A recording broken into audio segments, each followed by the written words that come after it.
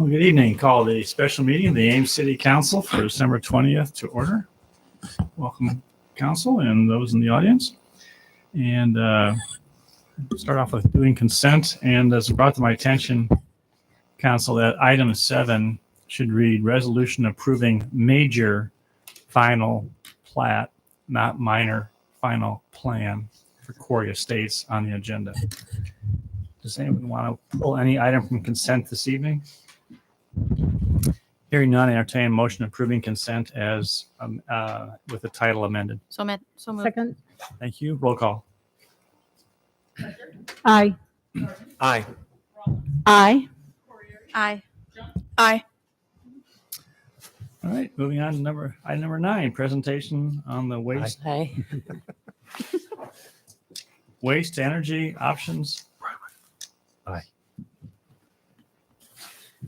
We just voted on consent.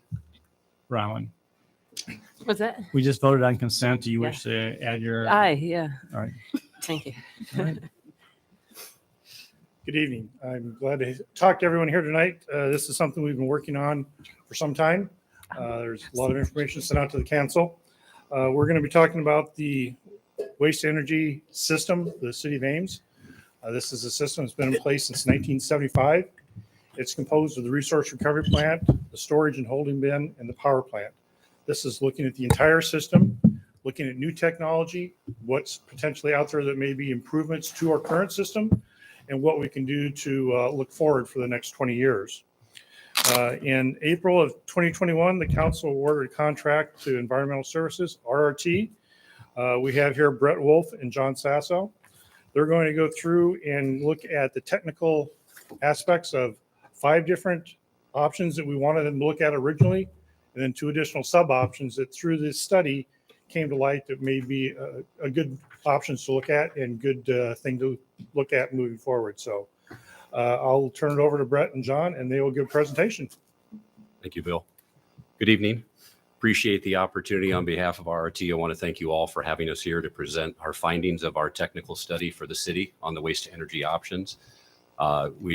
As Bill mentioned, we've been at this for a while. I think this is a culmination of about an 18-month effort, and we're just pleased to finally be able to present that to you, our findings, both technically and financially. So if you can switch to the next slide. Want to talk a little bit about our agenda tonight.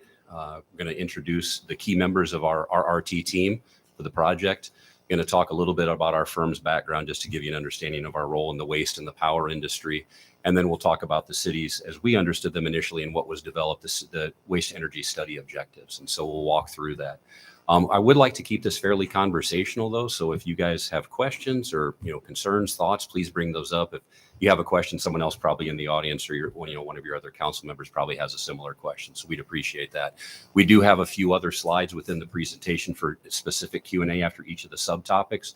So we'll walk through there and take your, questions as we go through that. So the presentation topics are listed on the screen. They're sort of the 6 high-level topics that were in the study. This report's a little over 200 pages when you account all the appendices. So we're not going to get into detail. We'd be here through the storm and through the holidays to get through all of it. But we do want to, present the key elements of that study. And so real quickly, we're going to look at the existing facilities, the condition of them, sort of what we saw in terms of our process on the report. We're going to talk about the options evaluated and the program considerations and impacts of those 5 plus the 2 additional options, as Bill mentioned. And then we're going to get into the greenhouse gas and overall environmental analysis that we did as part of this project. And then one of the real key elements is the financial. This is a technical evaluation, but a real key component of this study has been the financial impacts of the considered options. And we did a lot of work on that, and John will get into detail. And then I'll come back and describe what potential permitting for an effort like this, that it's a broad-based sort of higher level permitting effort because each of the options are going to have a few variances. And then we'll talk about sort of a timeline if one of these options were to be considered. So RRT has been around since 1989. We do planning, engineering, and construction. Our primary focus is on the waste and the power industry, so very much in line with this study. When we received the RFP initially, Nat and I were talking on the phone, and he basically said, Brett, this is the exact type of project I want to do at this this point in my career, because it combines the two things that my core business is all based around, and it's just of great interest. So we were really excited to propose, and even more excited to be selected for this study. We've done, as it shows up here, a little over 450 projects around North America, a lot of those for municipalities and public agencies. So we feel very familiar with, working with someone like the city of Ames. As you can see from our list of some of the regional clients we've worked with, this is not a complete list, but we did a 2009 project where we replaced the ferrous magnet at the RRP plant. And then we've done work for a number of, local and regional waste to energy clients in this area as well. So I'm going to walk through our core team, which is listed on the screen. I'm going to start in the lower right-hand corner with Steve Goff. Steve Goff is a chemical engineer. He's not here tonight, but he was a real core part of our team, and he's had about 40 plus years of experience in the waste to energy field. Prior to being his own consultant, he worked for Covanta and led their engineering and a lot of their special projects and research programs. And so extensive background and really a key help in a lot of the technical analysis we did. My partner this evening, John Sasso, has a 40-year career in power. He was our lead engineer for this effort and also did a lot of our financial modeling as well. And he'll get into some of that detail. Natagosi, who is our company president, is a respected leader in our industry, both in waste and power. And I would say if he's not he's definitely one of the premier material handling experts in our industry. And he has over 40 years of experience as well. So at just 25 years of experience, I was the pup on the core team. But, my background is waste and industrial facilities. I've led a lot of different studies and design projects. And so felt blessed to work with this team. What's not highlighted here, though, is we had a number of other people with expertise in construction, capital and operating cost estimating, environmental permitting that made the complement of our team. And we had one key sub-consultant that I do want to mention, Capital Market Advisors. They did all the financial modeling in partnership with John for this project. And we actually created a financial model that the city can edit and use going forward to assist in whatever, option they select. So it was a very robust team that I think worked well with the city staff. And that's really, I've mentioned our project team from RRT, but we worked really hand in glove with the city staff members, both on the power and the waste side. And I felt we, came up with a really nice report. And we'll talk through some of the highlights on that. I do have a question. Just given the uniqueness of our plant nationally, and certainly you've done probably a lot of projects that draw on different aspects of the waste and the energy. Have you ever done an analysis of anything similar to what we have here in Ames? We've worked in a number of RDF plants that, handle this type of material as well. And so, when we were talking about technology considerations, French Island was one that was brought up that's sort of similar scale and size. Now, Ames, where we're located, is unique, and the size of it is not as big as some of the larger, facilities we work on. And so we had to take that into consideration. But yeah, we have worked with, clients that have similar systems. Great, thank Maybe you. not exactly, but similar. Mostly waste to energy mass burn facilities are certainly the more popular. Palm Beach County in Florida, for example, Olmsted. Great, thank you. Yep, absolutely. Good question. So, what were the study objectives? I think it's always good to start with that broader base picture. So I'm going to talk through what we understood from the RFP, as well as conversations with the city staff as we developed our scope for this project. What was stated in the RFP was they wanted a credible option for disposing of MSW in a waste to energy system. The city of Ames has been a leader in that regard of being proactive and being stewards of the environment since the mid-70s when the resource recovery plant was initially built. And so that was the desire from the RFP, and we understood that very clearly. There is obviously, as you start to look for a 20 or 25-year plan, there are things that need to be taken into consideration. One is the population growth in the area, and what works today or mostly works today may not work going forward. So we needed to consider that in the study. I mentioned the environmental stewardship. It's very, as I noticed as we started to work with the city staff, we really saw that it was interwoven in the DNA almost of how they went about their business, that they wanted to do the right thing for the environment. One of those things is not sending waste to the landfill, or at least reducing that to the greatest degree. So we understood that very clearly, and as mentioned here with the landfill avoidance. Now, two things that we really wanted to touch on here at the start of this presentation were things that came through loud and clear, both in the RFP, but also in conversations with the gentleman behind us here as we work with them. And that is the city wanted to reduce its reliance on natural gas. It's not only a significant economic impact, but it's also an environmental impact in the greenhouse gas. And then as we were in the midst of the study, we started to get more detail out of the greenhouse gas study that was going on at the same time. And, when the city decided to reduce, greenhouse gas by 83% by the year 2030, that became an additional focus, not that it wasn't already, but an additional focus for the rest of our report and wrapping that report up. So that's interwoven within the study, but John will talk about some of the greenhouse gas impact analysis we did in it during his slides. So what that resulted in, as Bill mentioned, was 5 waste to energy options, and that was in the RFP. As we started developing our scope with the city staff, we realized that there's probably 2 other sub options we should look at, and that was for not greenfield sites, but locating at the current location and doing similar technology to what was listed in options 3A and 3B, and John will talk about the details of those. But I do want to make it very clear, in the RFP, as well as through conversations with the city, our job was to do a technical and financial study. We were not supposed to make any recommendations as part of our report. That would be on the city to make the decisions and move forward with your guys' consent as to what the best options are for the city. We've provided the tools and the report and the financial model to allow that to happen, but our focus was purely technical and financial. Can I just ask something for clarification? And maybe this is for anyone who happens to be watching. When we talk about waste to energy, the assumption here is not that the energy is necessarily going to be used in our electric plant. Is that correct? We have at least one option that does not seem to be connected to the Current facility. Yes. Yeah, we did look at locating the plant at a greenfield site and using an industrial user to take steam as an off product.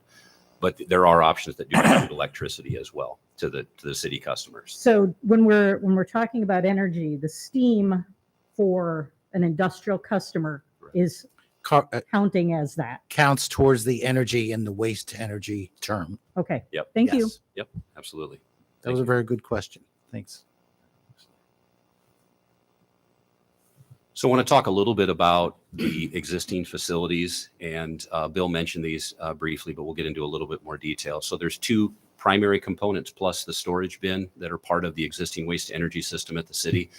The Arnold O'Chatlin Resource Recovery Plant, we'll abbreviate it calling RRP throughout the rest of the presentation, has been operating since 1975, and it receives about 52,000 tons of municipal solid waste every single year and processes that into a refuse-derived fuel, which is used by the power plant to create electricity.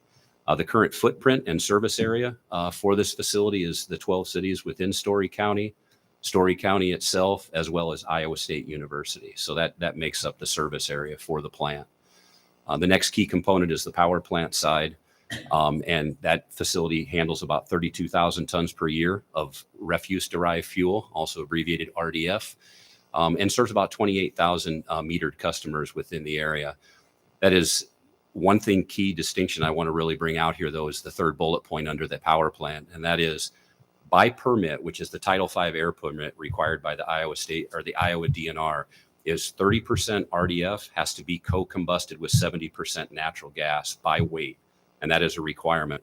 So that's a large requirement of natural gas to be used, both from a cost and an environmental impact statement. But that is in the air permit and is a requirement. And John will get into more details about both the environmental and the financial impacts of that. But the power plant is a key source for energy within the community. It provides about 40% of Ames' overall electrical energy usage, and so is a key resource for the power plant or the utility. Could you pause on that? So Yeah. there will be some places today where this material is very technical. Mm-hmm. And so I may ask for clarification. And if it's not important, you can just tell me that's not important. But is that the fact that we have a 30% RDF co-fired with 70% natural gas?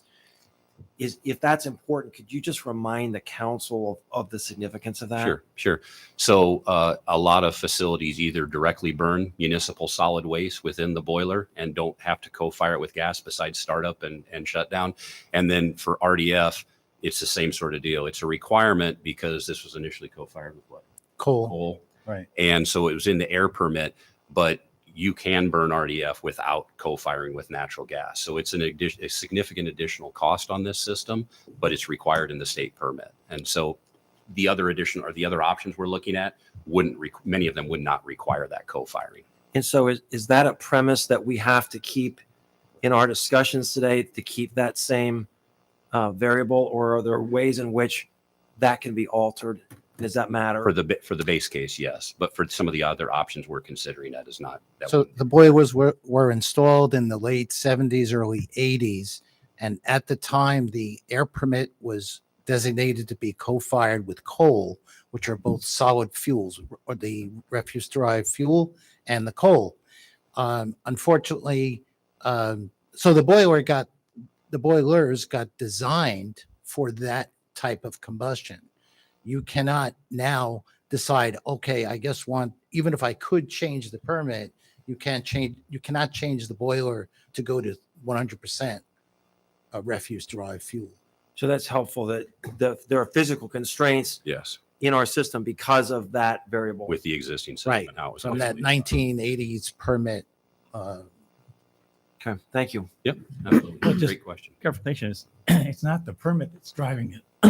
It's the design of the boilers. Right. Is that correct? Right. Yep. And before you go on too, did you do any kind of evaluation on estimated life expectancy for the resource recovery plant as part of your analysis in terms of the condition? Like, is it going to need major overhaul? I know that Bill and the staff do a tremendous job of keeping it operational. Right. I'm just curious. I mean, this sees an awful lot of use, and heavy use. Just curious if that was part of your analysis. Yeah, the scope did not include Thank you. facility assessment of any type, either on the power plant or the RRP. Thank you. All right. So some of the existing challenges with the current waste to energy system have already been touched on, but we'll go ahead and highlight them here again. Currently, the capacity of the system has been met. So about 2,700 tons of processable MSW is directly diverted to the landfill that could be converted to RDF if we had more capacity and we're able to utilize it. If we, continue with the projections of growth within the area in terms of population, by the year 2044, we're looking at that number growing to about 17,000 tons per year, which is a significant number compared to what it is today. And if you look at the goal of what the city set out back in the 70s was to completely divert away, any sort of material that was processable to create energy away from a landfill. That's falling short of that requirement or that goal. We talked about the natural gas being required to, work within the current boilers, and then of course the greenhouse gas emissions as a result. One other key element is that in this area, the market has a lot of relatively lower cost energy available. And that a lot has to do with the renewables that are on the MISO grid. And so there is available energy out on the marketplace that we could acquire if we weren't required to, process the waste. And so this is one impact on both greenhouse gas and costing.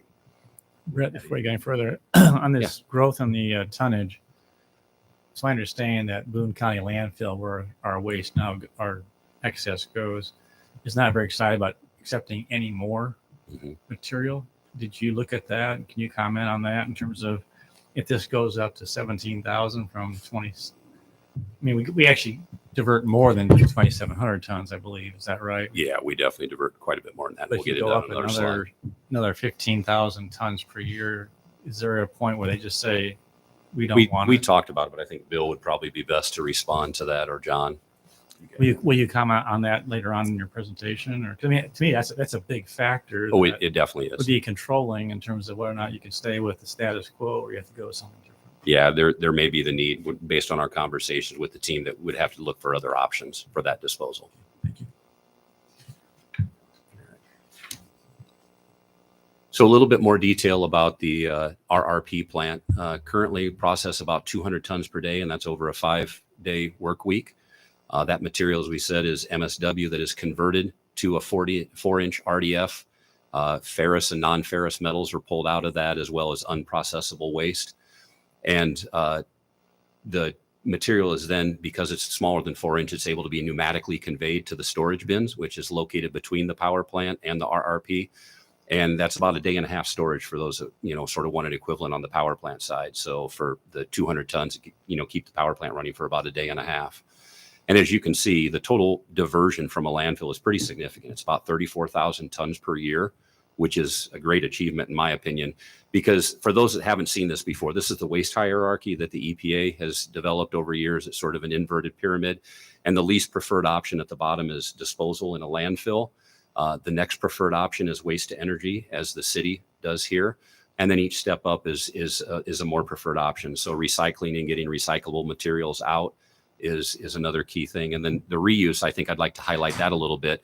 The city does the rummage rampage, which is an example of that type of reuse. You get the material out before it ever even sees the rest of the system. So I think the city does a great job. I've worked with a lot of different municipality and agencies, and it's a very progressive approach to the management of the waste stream, and we appreciated that in our efforts with the project.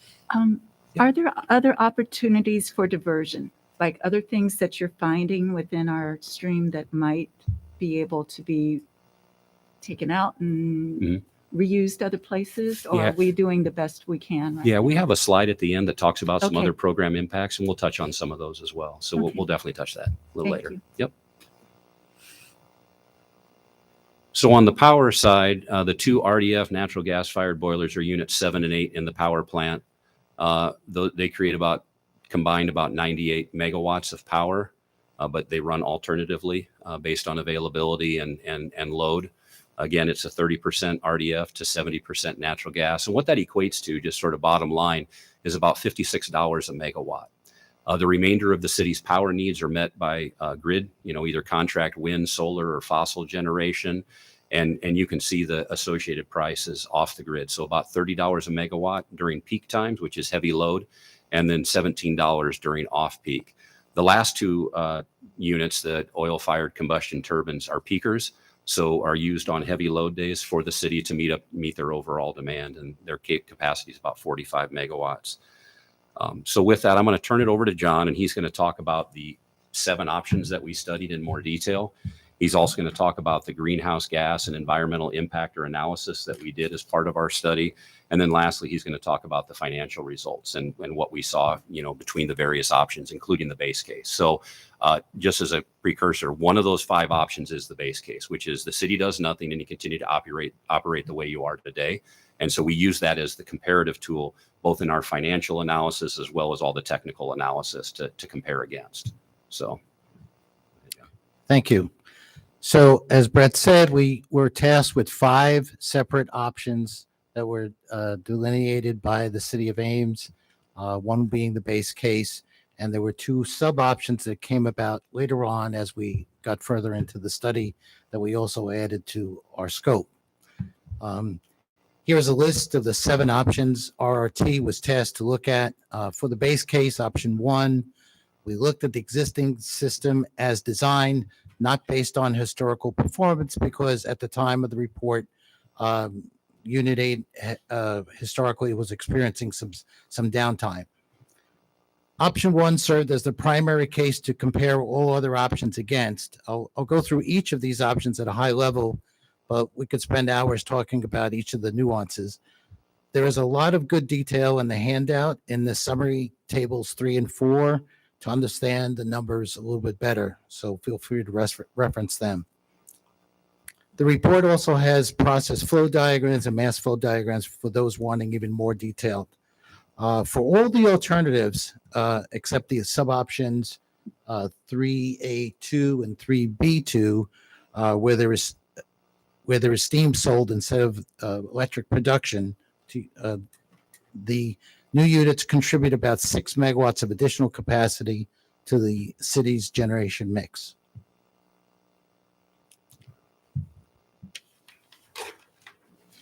This is the base case, option 1, reflecting the current operation at both the RRP and the power plant. The RRP continues to process the municipal solid waste, MSW, in the existing RRP built in 1975. The output of the RRP is a 4-inch minus size refuse-derived fuel that is stored in a RDF storage bin and conveyed pneumatically over to the power plant on the north side of the tracks. The RDF is then combusted with natural gas in steam boiler 7 and 8, which were commissioned in 1967 and 1982, respectively. The steam passes through the respective steam turbines to produce electricity for the city's electric utility. There's air pollution control equipment on each. Under the air permit, units 7 and 8 cannot consume RDF simultaneously, nor is the system designed to support that operation. The available waste stream currently exceeds the power plant's physical consumption limit of 32,000 tons per year by about 6%, leaving about 2,700 tons that goes per year that goes direct, at least 2,700 tons per year that goes directly to the landfill. Any incremental waste over that will go to landfill in future years. Together with the RRP process rejects, metal recovery and ash option 1 diverts about 53% of the total MSW from the landfill currently. All the alternatives to this base case divert more municipal solid waste from the landfill, reduce the reliance on natural gas, and reduce the greenhouse gas emissions, and also lower the operating cost before debt. So any questions on that base case or? Yeah, so that, I think that's new for me. So I understood that some of the material went to the landfill that we couldn't take to this process. Right. But are you saying that there is material that there's a maximum capacity of our system to accommodate RDF, and so we just don't have the ability to burn it, and so that also, so what goes into the landfill would be things, I'll just say the couch, Yep. plus RDF. Yeah, there's the unprocessable that you talked about, which is being diverted because you couldn't run it through the system. Right. And then there's an additional approximate 2,700 tons that goes that if we had the additional capacity, we could run it through the system and combust it. And so as our city grows and we produce more material, That number is going to That number grows to the 17,000 tons per year slide. in 2044, okay, if that growth materializes. thank you. So I have an additional question about the metal recovery. And maybe this isn't significant, I don't know. It seemed like there was a distinction between removing the metal at the start of the process and removing the metal after a burn of Mhm. some kind. Right. Is that important to us for any reason? I mean, does it simplify The things? value of the metals recycled on the mass burn at the back end, as we say it, has less value than the cleaner metals recovered up front Through an RDF process or RRP. through a up metal front. recovery process. And we're doing it up You're doing front. it up front today. Some of the options Right. considered would do it post combustion. Correct.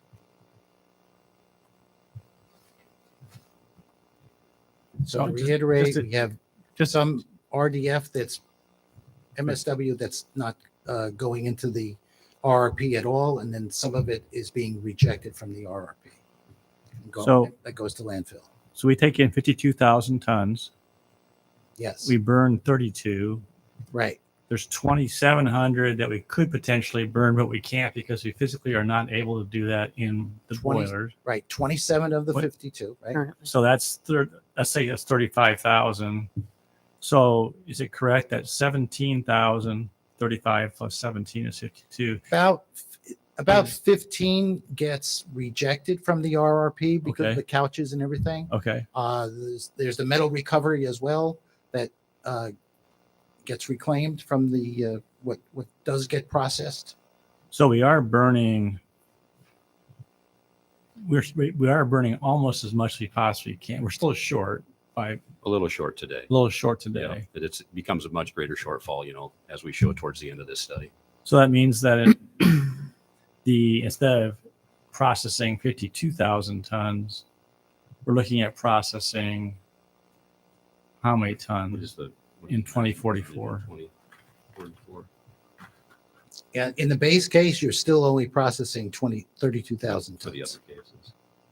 of No, wind. you're saying that in 2044, there'd be, instead of 2,700, there'd be 17,000 that we Correct. can't burn. So my question is, how much total gross unprocessed MSW is coming in? Instead of 52,000 tons, it's got to be like 70 or 80,000 tons, right? Yeah, for a population of 82,000. Right, right. Which then begs the question, is the current resource recovery plant able to handle that increased capacity as it is currently because of the increased tonnage coming in? No, so No. no, No, it's truncated at the Yeah. 32,000. we're capped.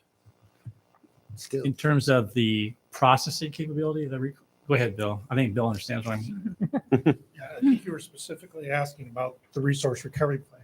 Yeah, the ability, because right now you are processing Oh, they are 52,000 doing- tons Correct. of raw waste. And we're running only 2 shifts, Yeah. 5 days a week. So Okay. we have additional processing capacity available for processing waste, yes. Okay, The so system can't. so then the question is, can that current RRP process all of the anticipated raw waste coming in if you go 24/7 at that facility by 2044? Or are we going to actually exceed, or is that going to become impossible to process everything because you have so much? At that 1.1% growth, no, we would still have capacity within the facility to handle and process all that waste through 2040. So you'll just keep on bringing that waste in We 5 days? we could, yes. So then I'm confused. Well, no. So So the haulers, would they have to work like Saturdays and Sundays in order to accommodate you bringing stuff in? Or where's the choke point? Is it actually the equipment that's processing the product? Can you Units store 7 and all 8 that can't bulk burn at the stuff in same time? on the floor? The choke point is all that material, the RDF cannot be combusted. Yeah. Because you can't burn 7 and 8 at the same time. And What I'm trying to tease out is that if we look at options to try and burn more RDF, we're still bringing in a lot more raw material to start with. I'm just trying to make sure that the resource recovery plant can handle all that additional product, raw product coming in. I understand the choke point in terms of burning it. I understand, but I'm just trying to understand where, if we could burn it, can you handle it? Because you have a certain floor area to work with, and you only have a certain amount of equipment. Does that make sense? I mean, It does make sense, but with the design of the resource recovery plant and only operating, currently we run 2 shifts, 80 hours, but we only process about 45 or 50 hours that the rest of the time is maintenance. okay, So yes, we could add another shift on. We could run 2 more days a week. We could handle or process that 60 to 70,000 tons through that existing facility. The haulers would put a few more trucks on the road to haul the material in. Maybe we would run from 8 to 4 on Saturdays. But yes, we could handle okay. that volume of waste. Possibly You may expand the need, tip you floor. may, Correct. you may need some upfront tipping. Yeah, more tip space. floor floor space. Tip or floor something like space that, to with just floor accommodate. to bring the waste in, to set the waste on when it first comes in. You And would have to add more.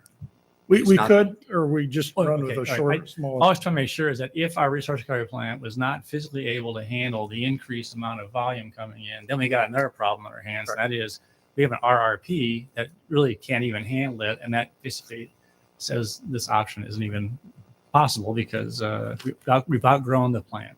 And that's looking at it in the base case scenario. As they're looking at it in the other cases, they've recommended some changes or modifications to resource recovery or modifying the process, which allows more material to be Okay. processed. Okay, thank you. All right, Tim, did you So, have a question? yeah, so, and maybe I misunderstood before. So today, we have 2,700 tons of extra RDF that we can't accommodate in our facility that Yeah, goes per- into the We landfill. can't On burn it. average, yes.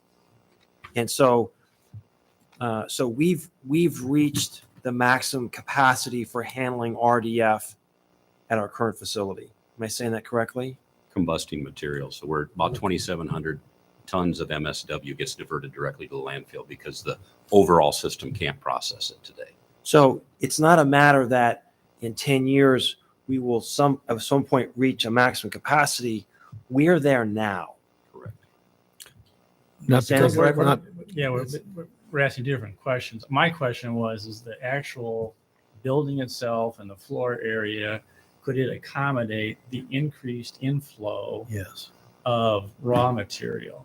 I think the reason that we can't handle any more right now, or what's being taken in the landfills, we can't burn it. So it's actually a power plant. Burning It's power a different, plants. it's a different choke point essentially. But And I appreciate your patience with us on this because No, this please. is what we have. Yeah. This is the car we have. So,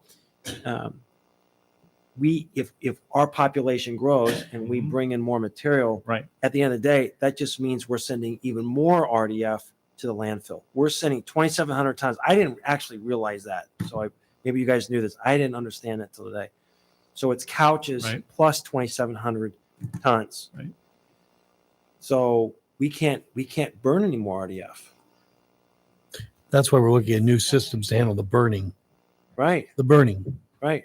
It's not the processing through the RDF, our resource recovery plant. What I was trying to tease out, Tim, We're was planning if, for if this. we could burn everything and then some, is the actual resource recovery plant building where Bill's office is at and the floor where they dump stuff, Yeah. was that big enough to handle additional Yeah. tonnage coming? And that was my question. Yeah, that's Right. also a good question. Yeah. And so The the answer answer is is, yes. Bill said, yes, we just would increase shifts, we'd run longer, make some modifications. So that's good because that means that that option doesn't mean that we have to do a second one or Right. tear that one down because it's like if you had a house that's 1,000 square feet and you needed 2,000 square foot house, well, then you got to sell the other house essentially. But ultimately, we don't want all this additional material going into the landfill. No, correct. So that's the part that I'm sort of. Yep. And if I'm Yep. focusing on the wrong thing, redirect me. But No, you're Um, correct. There is an additional amount of waste that could be processed if we had the combustion capacity, and a little bit of it's the conveyance over to the power plant as well. Some upgrades that would be needed, but right now there's burnable waste that's going to the landfill because we don't have the capacity within the overall system. okay, thank you. Yep. That's very helpful. Yeah, so the MSW trucks are just going right to, of 2,700 tons are going right to the landfill. Yeah. And the problem is in the power plant side. There's room in the upfront side.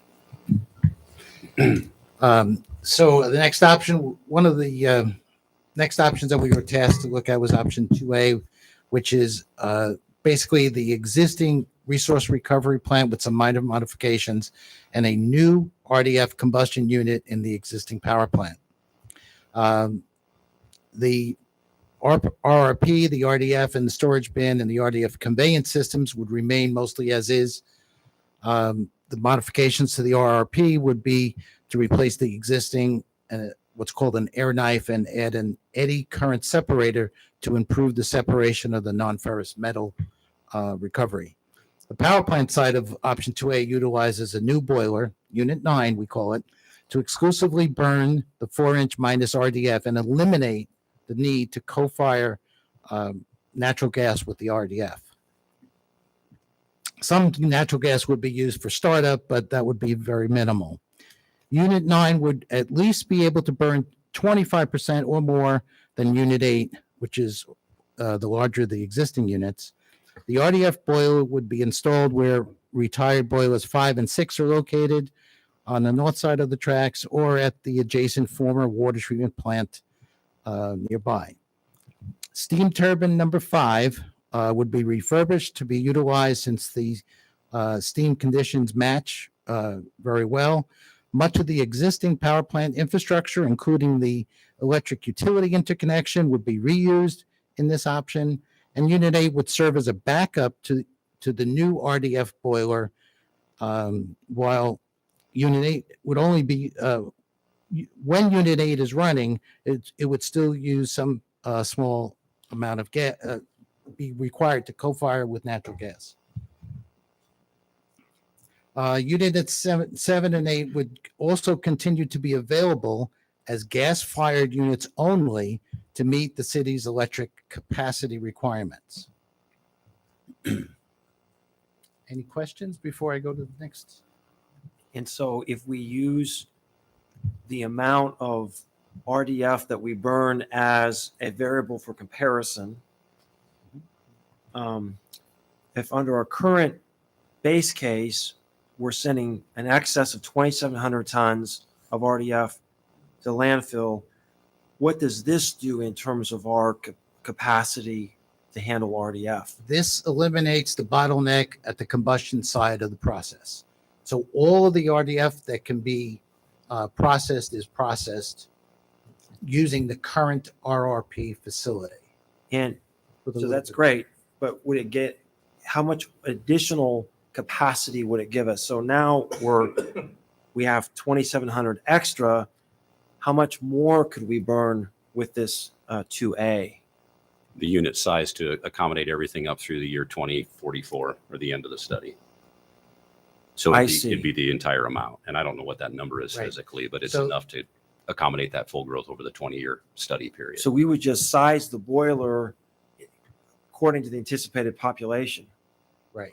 Okay, that's And there's a little study that needs to be refined to understand if you make the boiler too big, then in the early years, it's running at part Right. load.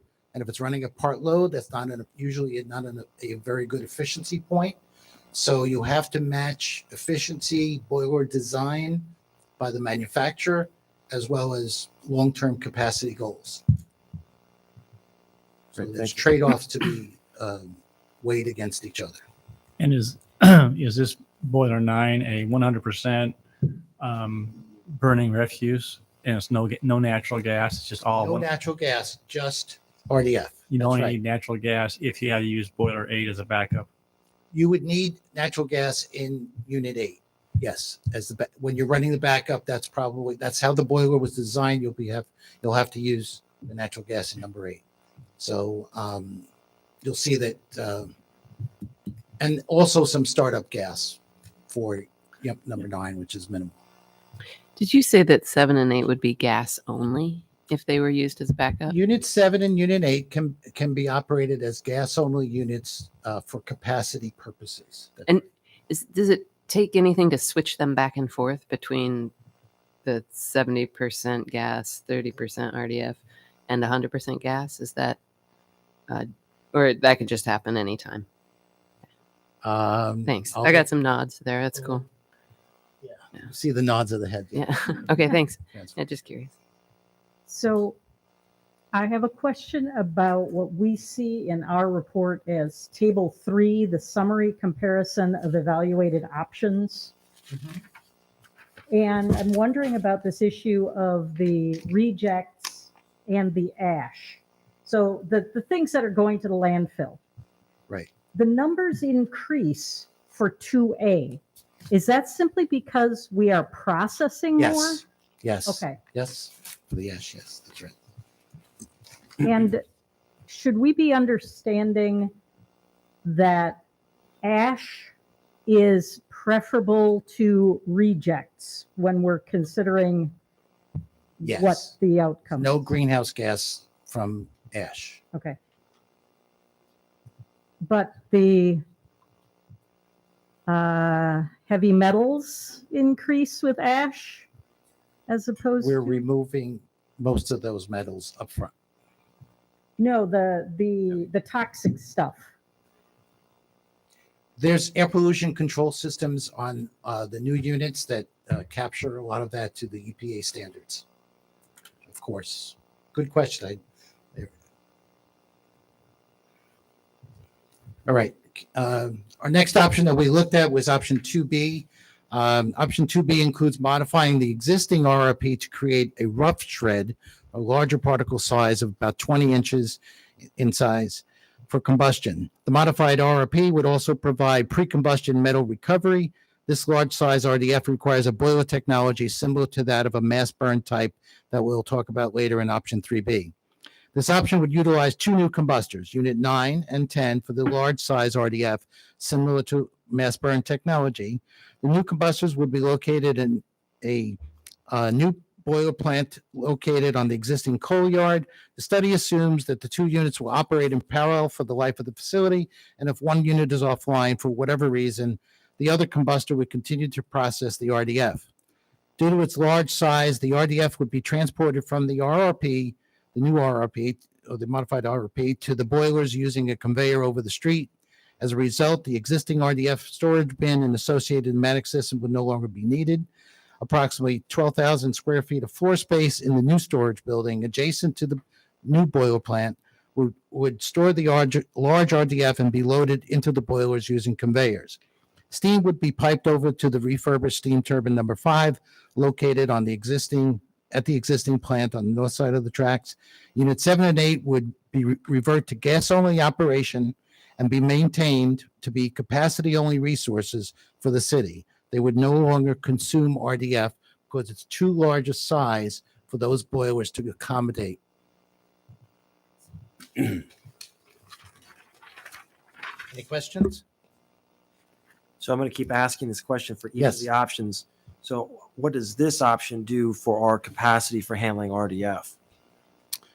This will handle all of the RDF, but it'll give you 2 new boilers to operate and handle it into the future. And it'll technically be municipal solid waste. It'll be raw MSW. Well, we can call it an RDF. It's sort of an in-between. It's a large rough shred, 20-inch, which people might call RDF. Some people might call it a large or a reduced MSW. But the boilers themselves are traditional MSW boilers because that material is too big for an RDF boiler to burn. Tim, I think these options were maybe presented to us because they will meet our future capacity. Correct. So all but option 1 Yeah, all but is going to meet our future capacity. But is it, so I appreciate that. But are there any differences between them in terms of, for example, if we were to have other communities material? I mean, are we sizing this just for Ames, and Story County? Stewart County. Right now, they're only sized for the current sources of MSW that you have right now. Okay. Story So that's County, helpful, Iowa Brian. State. So I just presume that for the rest of these models, everything is just going to be configured and sized based on our population. Right. Okay. Thank you. expected Now- population growth. Yep. For the amount of solid waste that Ames is processing, you are on the smaller end of the range of boiler manufacturers' sizes. So your average unit price goes up. Your average, popular varieties of boilers are there's less manufacturers that make this small of a boiler. So if you wanted to introduce more MSW, you would get into a closer, sweeter spot, or you could buy the MSW or take the MSW in the early years to improve your load point on the boilers. Is there any drawbacks to burning all this waste from an odor standpoint? I just harken back. I was born in Chicago. I remember a long time ago. It didn't smell very good when they're, you drive by and they're burning, the waste. Has that been all taken care of by new technologies in terms of, odor and dust control and capture, or is that something that council should be aware of?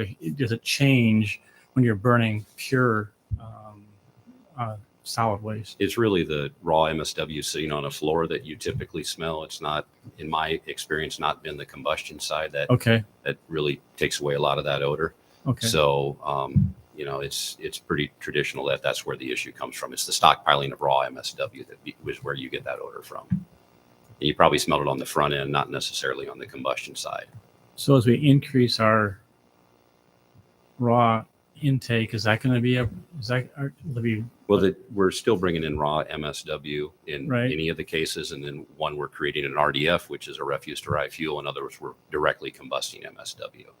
So maybe in the MSW options or the mass burn options, as it's traditionally called, that materials may be exposed a little longer. So maybe a potential for a little bit more odor, but I don't know if I've seen a study on that. Have you? Okay. I don't think I have. Looking at table 3 again, Yep. where Yep. we've got the bypassed waste and the processed rejects and the ash to the landfill, it looks like this option significantly lowers the processed rejects, increases the ash, but overall reduces the amount of leftovers from the process. Mhm. Why is that? You're able to burn more of the waste and you're rejecting less to landfill. Because of the type of the boiler and the Okay. material size it's able to handle. You can fit the small couches. That would be good. Yes. Even better if we could fit mattresses and large couches. Okay. New state of the art in option 3A. A new state-of-the-art RRP creating 4-inch minus RDF and a new combustion boiler, Unit 9, would be provided in the coal yard for option 3A1.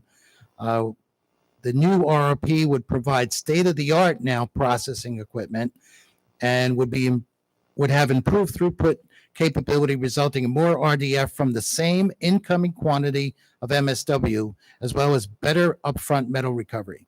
Unit 9 would be able to consume at least 45% more than Unit 8's design capability currently. Due to higher throughput, more storage space is needed, and to provide the same number of days in the event Unit 9 is offline, we would add one more storage bin in parallel to the existing one. For option 3A1, the new RRP and one new boiler would be located at the coal yard. The existing Unit 8 would serve as a backup boiler to consume the RDF and would utilize the existing RDF conveyance system and storage bin. Steam would be piped over to the refurbished steam turbine in the existing plant, and Unit 8 serves as a backup boiler, still co-firing RDF with natural gas. Both Units 8 and Unit 7 and 8 would be maintained also as capacity resources for the city when burning only natural gas. In option 3A2, the state-of-the-art RRP storage and two new boilers are located at a potential industrial site to provide steam to a nearby industrial customer. Option 3A2 requires all new power plant support infrastructure. The study assumes two new twin boilers which share the load throughout the life of the facility, and the combined design capacity would be at least 50% more than the expected total throughput of the load, so that they can be shared by the two units during normal operation. And if one unit goes offline for whatever reason, the other unit would ramp up and to a maximum capacity and continue consuming the RDF. The new RDF boilers would be sized to burn only RDF, using natural gas only for startup and flame stabilization. A back pressure turbine would generate a small amount of power for the plant use prior to exporting the steam to a nearby steam customer. Unit 7 and 8 would be maintained as capacity resources for the city when burning only natural gas. There's no planned export of power in the steam sale case 3A2. Okay. Any questions on that one? What would happen with the existing resource recovery plant under this model? We didn't get into a lot of detail, but there was some conversation about repurposing it for, other recovery methodology or what have you. I mean, I don't. But under Probably the best. 3A, 1 and 2, because of relocating the facilities, that space would no longer be needed in this process. Correct. Okay. Yep. Is the lower greenhouse gas output for 3A2 over 3A1 because 3A1 is using existing Unit 8? That's one of the primary reasons. Yeah, because of the natural gas being used for Right. Unit 8. Correct. She's getting good at that. I know. Really good. Zeroed in on this. All right. Our last set of options provide two new dedicated MSW mass burn boilers with post-combustion metal recovery located at either the existing coal yard, which is option 3B1, or an industrial site, option 3B2. Per the RFP, the post-combustion metal recovery scenario was assumed. Here again, Unit 7 and 8 would be maintained as capacity resources for the city, burning only natural gas. Mass burn is the most common technology being used today for waste to energy systems. It provides the greatest waste diversion from landfill and the greatest improvement in overall greenhouse gas emissions. For option 3B1, the two new MSW mass burn combustion boilers would be in a new building at the coal yard. Steam would be piped over to the refurbished steam turbine in the existing power plant. In option 3B, the MSW power plant would be located at a potential industrial site outside the city to provide steam to an industrial customer. The new plant would require new power plant support infrastructure and auxiliaries. The option would utilize two new twin boilers to share the load and throughout the life of the project. The units would have a combined capacity of at least 50% more than the projected maximum throughput to provide some redundancy. If one unit went offline, the other boiler would ramp up to the 100% and would continue to combust the waste. For option 3B2, a single back pressure turbine would provide some station power for the plant, and all the exhaust steam would be sold to the industrial customer nearby. So this was the primary alternative to consider mass burn technology, both on the current site as well as, to service a steam client or facility. So there's industrial no steam. RRP in the front end. Yeah, and then post combustion metal recovery is what was assumed.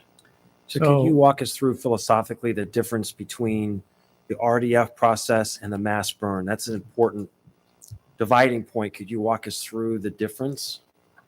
Why is the mass burn more environmentally friendly?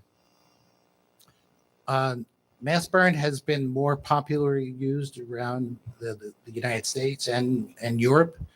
So there's a number of manufacturers that that provide that type of equipment. The air pollution control technology for the RDF boiler and the mass burn boiler is the same. So the emissions would be on par with each other. You're increasing the throughput because you're burning everything.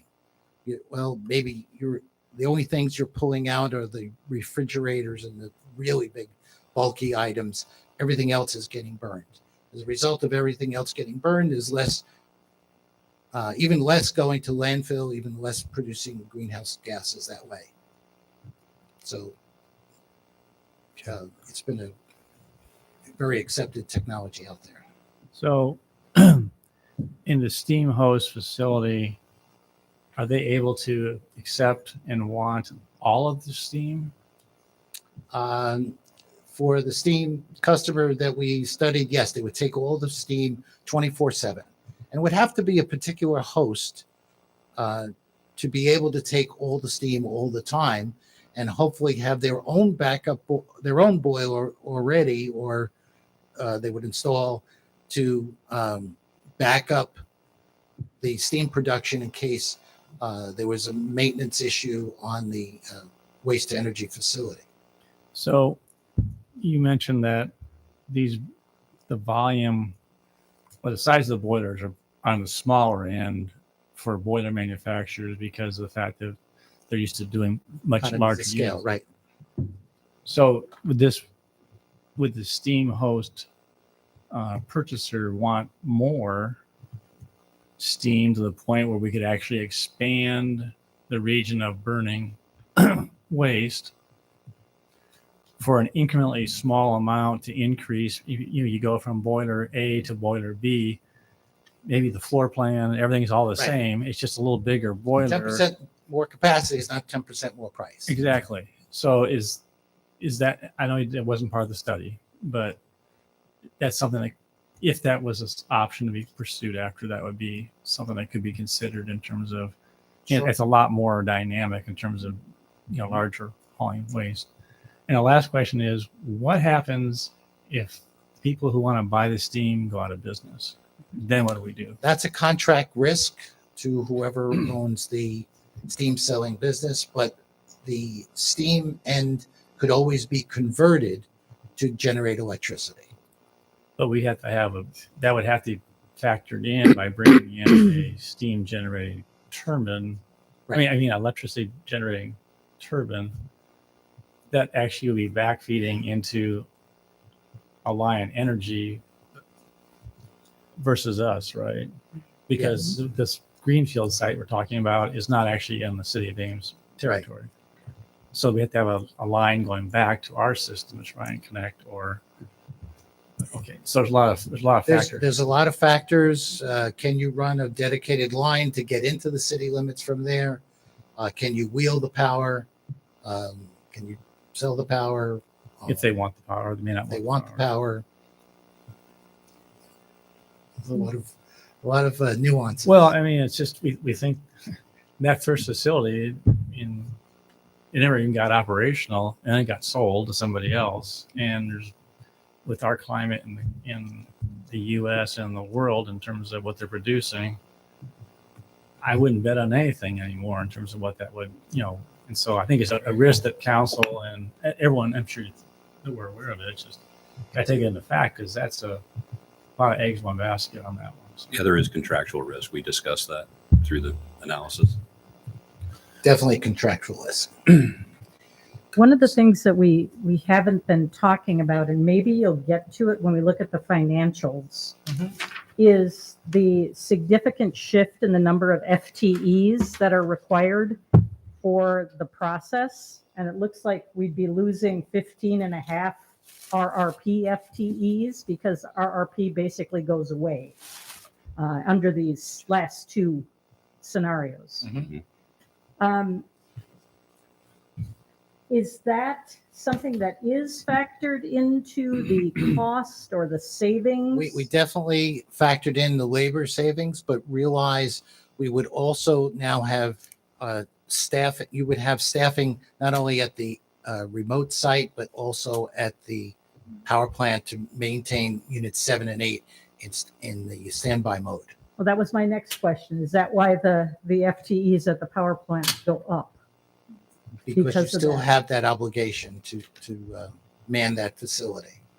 I don't want us to lose track of the fact that that's a significant staffing cut, and which should not be driving the bus on this, but it's still something that I think is important because we're talking about people and their jobs.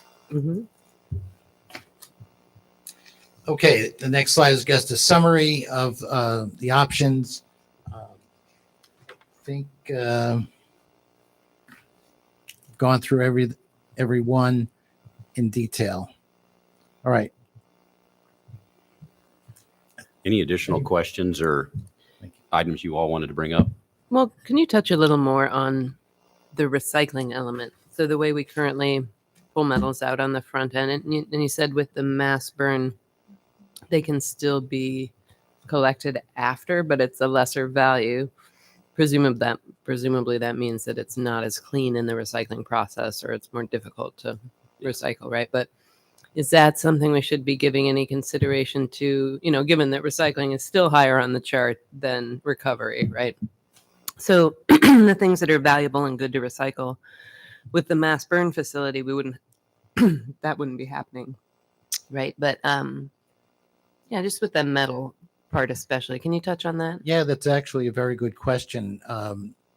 During the study, we recommended actually a front end possibility for metal recovery for the 3B options, but not to create more options. We already had 7 and get more complicated. We stuck with the guideline in the RFP, which said looking at post metal recovery. But that could is be another done source. too as a pre-metal sorting. Right. Okay. All right. Yeah. Thank you. Along those lines, I talked with a fellow at Iowa State whose research is on pulling plastics out of the stream. So are there materials that we are burning today that we could be harvesting in essence that has some kind of economic value? I'm assuming we're talking about waste plastics that Yes. aren't mechanically recovered, HDPE, LDPE, PET, those types of things that are pretty typically mechanically recovered.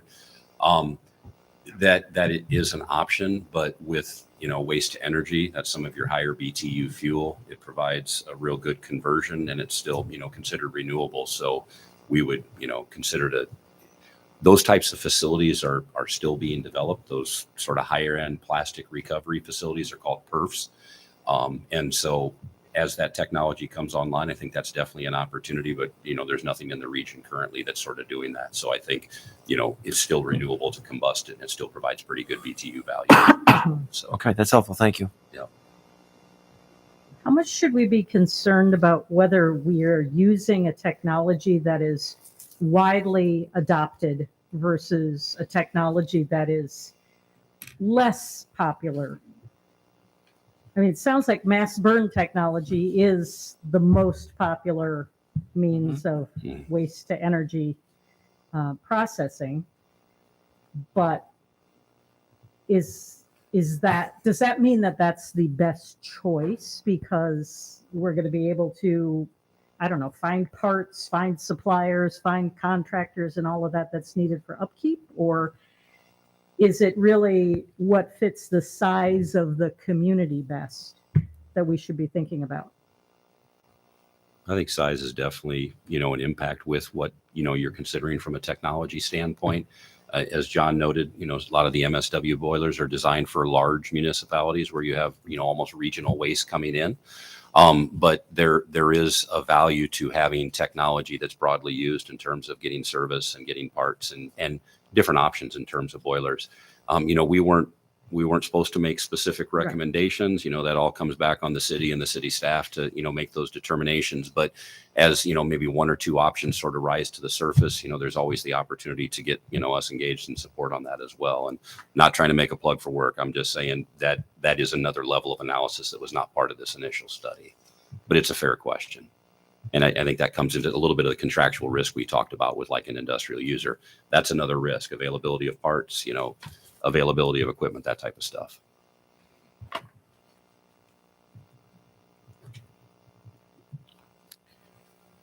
Okay. Greenhouse gas and emissions impact. The city recently committed to reducing greenhouse gases by 83% from the 2018 levels by the year 2030. The greenhouse gas impact of each option was evaluated and considered the following contributing components, which are shown on this graph. We have the CO2 from the production of replacement power. So if we're not generating the power with Unit 8 or Unit 7, we have to buy that replacement power from the MISO, and that is based on a EPA standard of 611 pounds of CO2 per megawatt hour that's published for the state of Iowa. The equivalent CO2 generated from the landfilling of the bypassed waste, which eventually makes its way into methane, CO2 from the combustion of natural gas, which is from the Unit 7 and 8, and some small amounts for the startup of 9 and 10, and the CO2 from the combustion of non-biogenic fraction of the waste. As you can see, all the 6 alternatives to the base case significantly reduce the greenhouse gas emissions by almost half from the base case by avoiding the CO2 generated from the constant coal-fired combustion of natural gas required under the plant's air permit. Note that the electric energy produced from the consumption of natural gas in the base case would be replaced with electricity purchased from the MISO, which has an estimated average emission of 611 pounds per megawatt hour, according to the EPA for Iowa. Since this is a large component still of the greenhouse gas in the 6 alternatives, Ames can improve the CO2 reduction by contracting with more renewable power contracts to further reduce the greenhouse gas footprint below the EPA regional average value to help meet their goal. Excuse me, I thought that we had some contracts already with wind. We have solar already. So I understand that this 611.11, does that take into consideration the contracts that we have right now from renewable? And maybe Don can answer this question. No, it doesn't. We use whatever, the because 611. and also does the 611.11 also take into consideration that MISO's got renewable online too? The 611.11 does include the average, should we say, blended average generation mix for the state. Okay, thank you. And Donald Combe, Director of Electric Service. So what we're looking at here, option 1, we're just looking at the component with Unit 7, Unit 8, the way we're burning today, versus if we're replacing that. So all of these options, I don't want to say on top of it because it's not greenhouse gas. Wind is in all of these, our solar is in all of these, and that is decreasing some of our CO2. So we're only looking at the CO2 being produced by burning RDF in units 1, 2, etc. The other thing to point out is yes, that in this particular analysis, we're looking at purchasing the energy from MISO, and this is based, the 611 is based on a 2020 number from EPA. That number continues to go down as additional green resources are added into MISO. This does not also factor in what the city is doing with our own RFPs, where we would be replacing some of that energy with our own wind and solar. So the idea here is just to show you the relative comparison, and a lot of that yellow will be replaced with future generation that Ames builds. We just tried to select the most reasonable value at this point in the time where we're at. So my understanding is that we actually use more electricity than shown, which is being produced by the CO2. There'd be a dotted line, for example, that would go above that. It would say power that we need, that we've actually replaced this much greenhouse gas emission by our wind contract and by our solar contract. And this is what's left over, and everything else is, and that same dotted line box from wind and solar is actually be the same on all of them. So the point is that you can ignore that. That makes sense. I appreciate that. That makes sweet sense. Don, before you leave, I have a question. So this looks like a pretty dramatic change between one and the other options, but that spread, that savings, help us think about that in terms of our greenhouse gas goals. So is this a substantial or is it a modest contribution to our goal? If you recall, and again, I'm focusing back on the climate action plan and that presentation that was made, I believe the waste to energy system specifically was about 12% of that 83% goal. Oh, wow. Yeah, Deb will know. Is that right, Deb? That's a helpful data 12%. point. Is that a lot or not a lot, do you think? Well, I didn't know what it was in relation to the whole goal. So at least we have some sense of it, but it's 12%. About 12% of that goal is what was presented by SSG. Great, thank you. When we're thinking about these greenhouse gas emissions, are we trying to think about them as the total equivalent CO2 emissions, or should we be breaking them out the way Table 12 that we have breaks them out? There are different categories of CO2 emissions, different sources of those CO2 emissions. Are they all created equally? The industry has basically normalized the currency into CO2 equivalent. So if you're talking methane, it's measured in CO2 equivalent impacts. Interesting. I think that's like 1.3 or something like that. Okay, the greenhouse gas value of waste to energy. According to the EPA, this is an EPA slide here. 1 ton of municipal solid waste diverted from a landfill and consumed in a waste to energy facility will result in a net reduction of greenhouse gas of just under 1 ton of CO2 equivalent, to your point. Therefore, a robust, efficient, reliable waste energy system can be an important step toward the city achieving its greenhouse gas goals. In this slide provided by the EPA, the CO2 from a typical waste to energy system is shown in the left column. The green box at the top is not counted in the greenhouse gas calculation, since these CO2 emissions occur whether that biogenic fraction, namely organics, is combusted, composted, or landfilled. So when doing a greenhouse gas calculation, just the blue in the left column, not the biogenic portion, is included.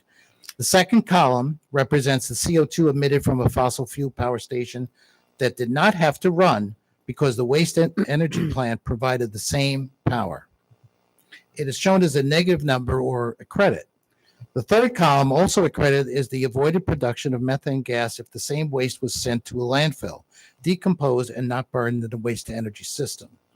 Methane has a very high equivalent CO2 impact. The net result shown in the last column is an almost 1 ton of greenhouse gas emission avoided for every ton of municipal solid waste consumed. I know that's complicated, but I want to put it. So, any other environmental questions?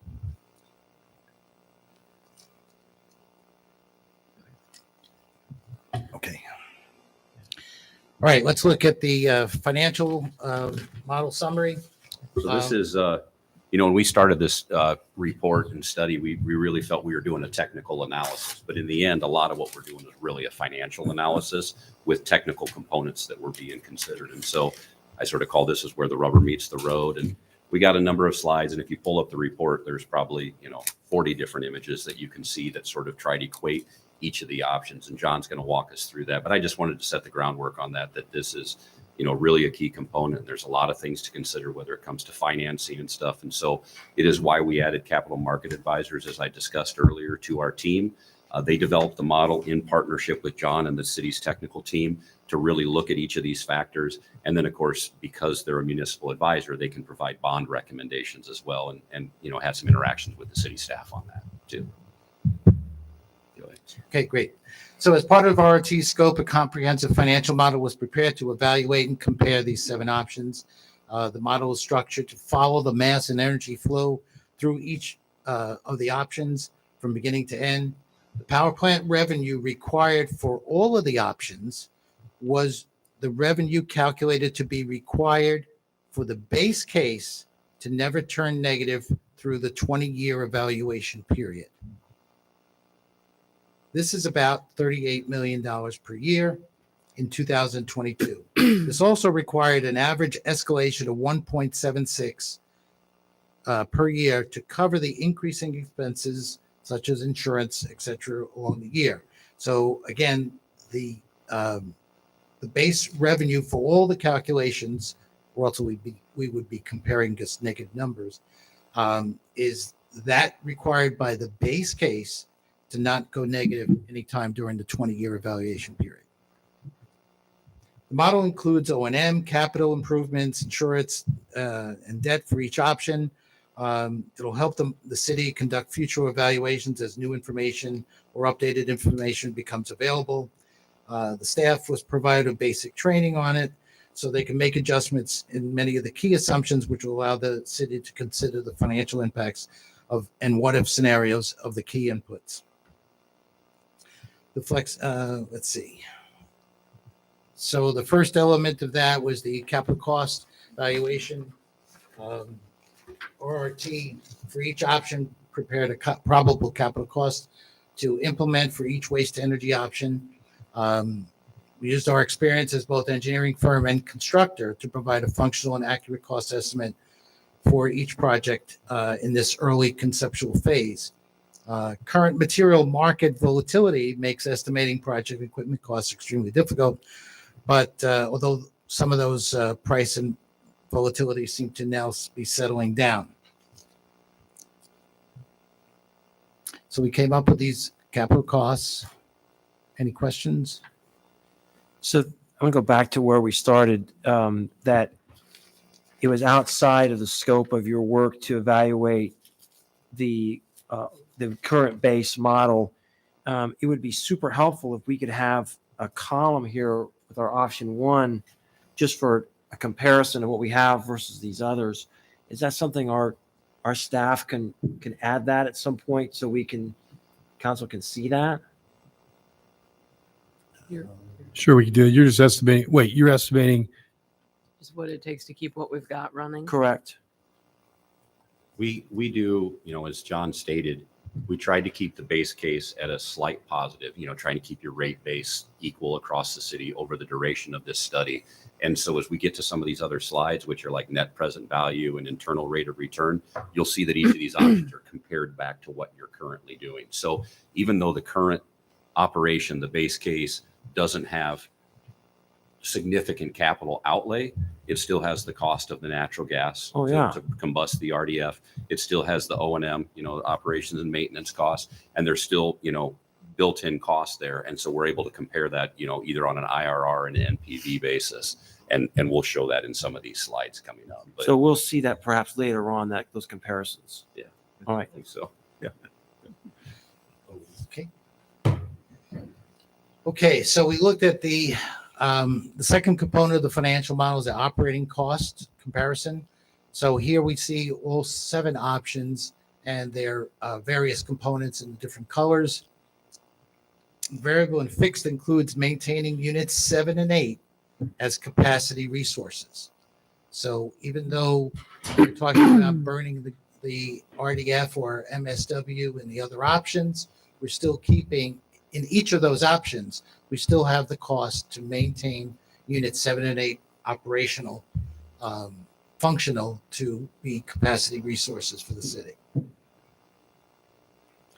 Note that these operating costs are based on a $5 per decatherm gas base price for the base case.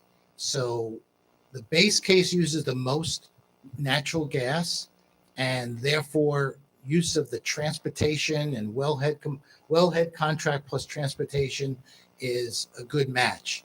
But when you get into low utilization of natural gas, the transportation component doesn't really pay for itself, and we feel the city would be more advised to purchase gas, what we call at the city gate or from as a commercial customer, and therefore all the alternatives to the base case would would not use the transportation, but you would pay $1 more per decatherm of gas for options 2A through 3B2. And the only other thing I'd add to what John's stating is that the green bar is the estimated debt service cost across each of the given options. Obviously, it's not a requirement for the base case, but you can see that even with that overlay, that doesn't include the capital that you have to have on hand to get a bond, and put that money in place. But the annual cost to maintain that financing is included in the green bar. And you can see a number of the options fall, even with that debt service, fall short of the current base operation or base case. And this then- would be financed over what period of time? 20 years. So eventually that green bar goes away and Correct. some of these options are, so as we think about the possibility of eventually, I mean, it's never going to completely pay for itself, but it would, I mean, I don't know how long it would take to make that happen, but it would be a substantial reduction though in operating costs once that. Incremental improvement would be even more significant, correct? And the 3A2 and the 3B2 with an industrial user of steam, presumably there might be some payback from them that wouldn't be reflected on I wonder here. how Or? we calculate. There's steam revenue, and that plays into the operating cost comparison. But it's not, or is it reflected in these graphs? Any revenue we might get? It's not in this graph. No, this Okay. is just operating cost. Oh, okay. So that's on the revenue side. Gotcha. Yeah. So I want to go back to one. You said with the $5 a decatherm, that's what's in the base case. Oh, there's In 2A through 3B2, did you use $6 So that's actually included. Oh, I see. is already Base case. Got it. So you $1 added $1 because of the fact it's reduced amount of, yes. right. And that can be easily changed in the financial model. We haven't got into a ton of detail on the financial model, but a lot of parameters can be adjusted by the city and see the impacts if that. that dollar gas price premium goes up. was based on conversations with city staff. So then we have a population increase, and if we stay in MISO, we have to have the ability to hit our peak Capacity. So how is that separate from all this conversation? Because we would be able, if we did 3A1 or 3B1, we would get some additional capacity to help us meet our MISO requirements because Yes. of the growth in the community. But so have you factored in improvements at the power plant to keep up with our required MISO commitments as part of this? Does that make sense? There's a couple of questions I think in there. The base case does include, well, I should say all the cases include maintaining 7 and 8 Right. into operational mode, whether that means a 4-hour test per year or 100 hours, but some minimal operation capability. The capacity derived from all the options except those with steam sales is about 6 megawatts of incremental capacity. We did not count that in the capacity obligations of the city. That was not included, that upside, if you would. So that's another component then that we got to think about as we grow and we have more demand in our service territory to this WTE component. We got to actually increase somehow our capacity, whether it's purchase wind, solar or upgrades to our plant. So I don't know how much 6 megawatts, is that a big deal? Is that really helpful for our growth? I don't know if Don wants to. I mean, Don's just poised on the edge of his seat, so I want to give him the He opportunity is. to come and talk. I could hear him shuffling behind Yeah. me. So right now with our base case, we're basically at about where our load is right now. We have enough capacity plus a reserve margin to meet our needs here, as long as we're not growing too much. You get into climate action plan, you talk about EV charging, you talk about beneficial electrification, and loads will start growing. 6 megawatts is helpful. Later on tonight, we're going to talk about a potential another option that might get us 15 options for similar costs. And that's later on in the agenda that we kind of want to talk about 15 that. megawatts. 15 to 20 megawatts. Yeah. And You said options, 15 and 20 options. Oh, that's. we have, yeah. We'll be here all night long. 15 to 20 megawatts. I'm sorry. Yes. So, and then you brought up wind and solar. And one of the things that because we're in MISO, one of the things they're looking at is wind for generation to have a capacity value. They look at what its availability is at the time you're peaking. So 100 megawatt wind farm today in MISO's world is worth about 16 megawatts. Right now, 100 megawatts of solar today is worth about 25 megawatts. And they're claiming that by 2040, it will be worth 1 megawatt, because the peak will start shifting later and later to 7 o'clock, 8 o'clock at night as people, they have solar on their homes and things like that. It shifts the peak into the evening hours. People then come in, plug in their cars and everything, and you're going to see the peak showing when the sun is all but set. And so there's some nuances to figuring out all of the future capacity needs for the city and for other utilities. So councils, you have to take consideration not only this, but power plant needs going forward too. And the beauty with this, if you want to call it that, is all of these costs are assuming in the base case and all these options that 7 and 8 remain in operational capability. It's not that we're running them per se, but they meet the MISO obligations to run and meet our capacity obligations. So the maintenance and the staffing and the operational costs and even the capital costs to maintain those are assumed in all of these scenarios. So we're not giving up any capacity. The best way I could say this is in the terms of it's like an old Cutlass that you may put in your garage and you're going to drive it on Sunday. That's what 7 and 8 become. If that makes sense. So you're going to get a new car out of this, but we're going to keep that old Cutlass or maybe even a Mustang, put that in the garage and then drive that out on those times when we need it. And last question, early on in your presentation, you showed the cost to generate electricity. Yeah. Do you take that in consideration in your financial model? I'm referring to it's The $56 a megawatt for the. yeah. I mean I read it. And I thought, well, I read it initially. I thought, well, that's quite a disparity. But how does that? Do you take that in consideration in any of your analysis or rates? Because at 56 megawatts, for us producing it, average grid price is 30 on peak and 17 off peak, which obviously you already know affects our ratepayers. So just curious, is that taken into account in your modeling or your factors or? Yes, it's showing up actually on that graph. Okay. The replacement power would be the gray, and you'd be replacing the orange with the gray. The orange is your natural gas price that costs you $56 per megawatt hour. That's a gross variable cost. That's fuel and efficiency of conversion at $56 a megawatt hour. That doesn't include your fixed costs.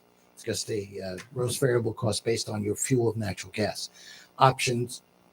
The other options that have the gray, that is replacing the power by buying it from the grid at that $17 and $30 a megawatt hour. Are we blend doing those that? Are we numbers, doing of that course. now? Are we buying power now? At, oh, this could go down a bunny trail real quickly, I think. So. It's probably not germane to your presentation, and it's another topic we can follow further. So. I'll attempt to use a simple example. Let's assume that our load is 100 megawatts. Okay. We operate today, we operate the plant at about 45 megawatts. We need to operate at that level to burn the refuse dry fuel. That's that 30 and 70% that was previously talked about. So that 45 megawatts is being produced using natural gas and refuse dry fuel at the $56 rate. The 55 megawatts we are buying from MISO today.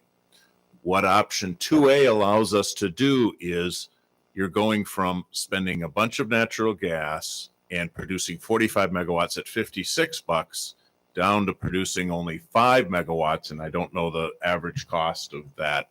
If you look at this, I'd have to do some numbers in my head, but you're buying 5 megawatts, or you're producing 5 megawatts, and then the remaining 40 that you were generating before at 56 is being purchased at the 30 and 17. So we're just again talking about the power plant.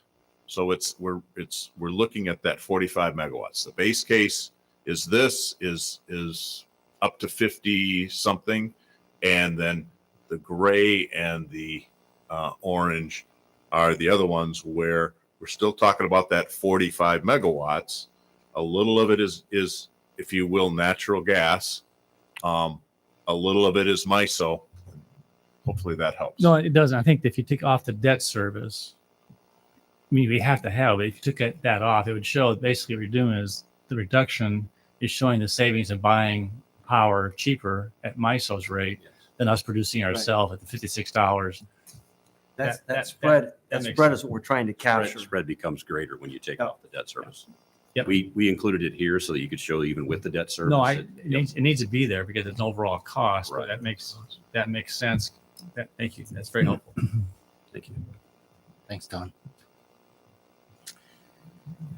So when we take the revenue less expenditures, we come up with this comparison table. And as I stated before, the revenue used is the base revenue for option 1, which is the base case, to basically break even, never go below zero throughout the 20-year evaluation period. So whatever that revenue had to be, whatever that escalation had to be, so no year went to zero, that's the revenue that was used. And so that's why the base case is not zero. It is. It does have some ups and downs to it, so it comes out pretty close to zero, 470,000. So as you can see, the revenue less expenses is much higher for option 2A, and is actually negative for option 3A2. Could you just walk us through why that is? It's not clear to me. Option 3A2 has a very large capital expense, and therefore results in more expenses than the other options. Then revenue created, so it becomes a negative. So after 20 years, that would change. It's basically you got the debt service for 20 years you're paying off. Once that debt service is retired, then that would go from a negative to a positive, I presume. Is that And right? yeah, and this is an average over the 20-year evaluation. So now some years are higher, some years are lower. So we're taking an average of the 20.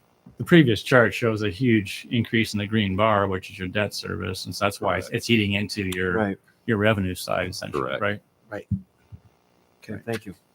When I look at this chart and then I look at our table 1 in our staff report, we have a note about table 1 saying that option 2A and option 3A1 look less financially attractive as natural gas prices increase.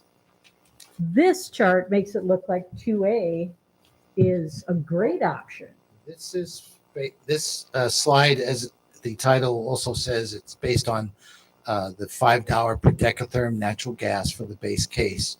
And all the other alternatives to the base case have a $6 per decatherm natural gas, that dollar premium that we talked about a little bit sooner. So now you're looking at just the $5 per decatherm case. So this would look somewhat different the higher the gas prices go, because some of these are impacted by natural gas and others are not. Correct. Correct. You read ahead. Mhm. Numbers are not my friend. I have to think through these things. So here is the sensitivity to those average annual revenue less expenses, and it's how sensitive they are to utilizing different natural gas prices. So the box is around the $5 one, which is pretty, which is what was on the previous slide basically, and we see how the graphs change, some of them rather dramatically when the gas prices increase. So you see that if at a higher gas price, option one, the base case, goes quite negative.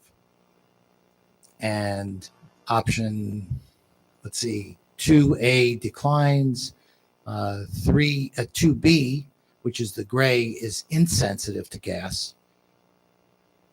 You may notice that option 3A2 and 3B2 increase slightly because the steam price under those conditions is based off of natural gas. So if you're selling steam, you would have your contract based on their avoided cost to generate the steam themselves using natural gas. Interesting. So those slightly increase the steam sales case with higher gas prices. And this assumes that the rates that are charged to our customers stay flat then, is that right? Correct. Now, if It's just showing that you're going to have to pass on a lot of cost to ratepayers in the base case as gas goes up as an energy cost adjustment, right? Right. So if I go back a slide, the blue basically, I should say, anything above zero allows you to possibly reduce your costs to the ratepayers.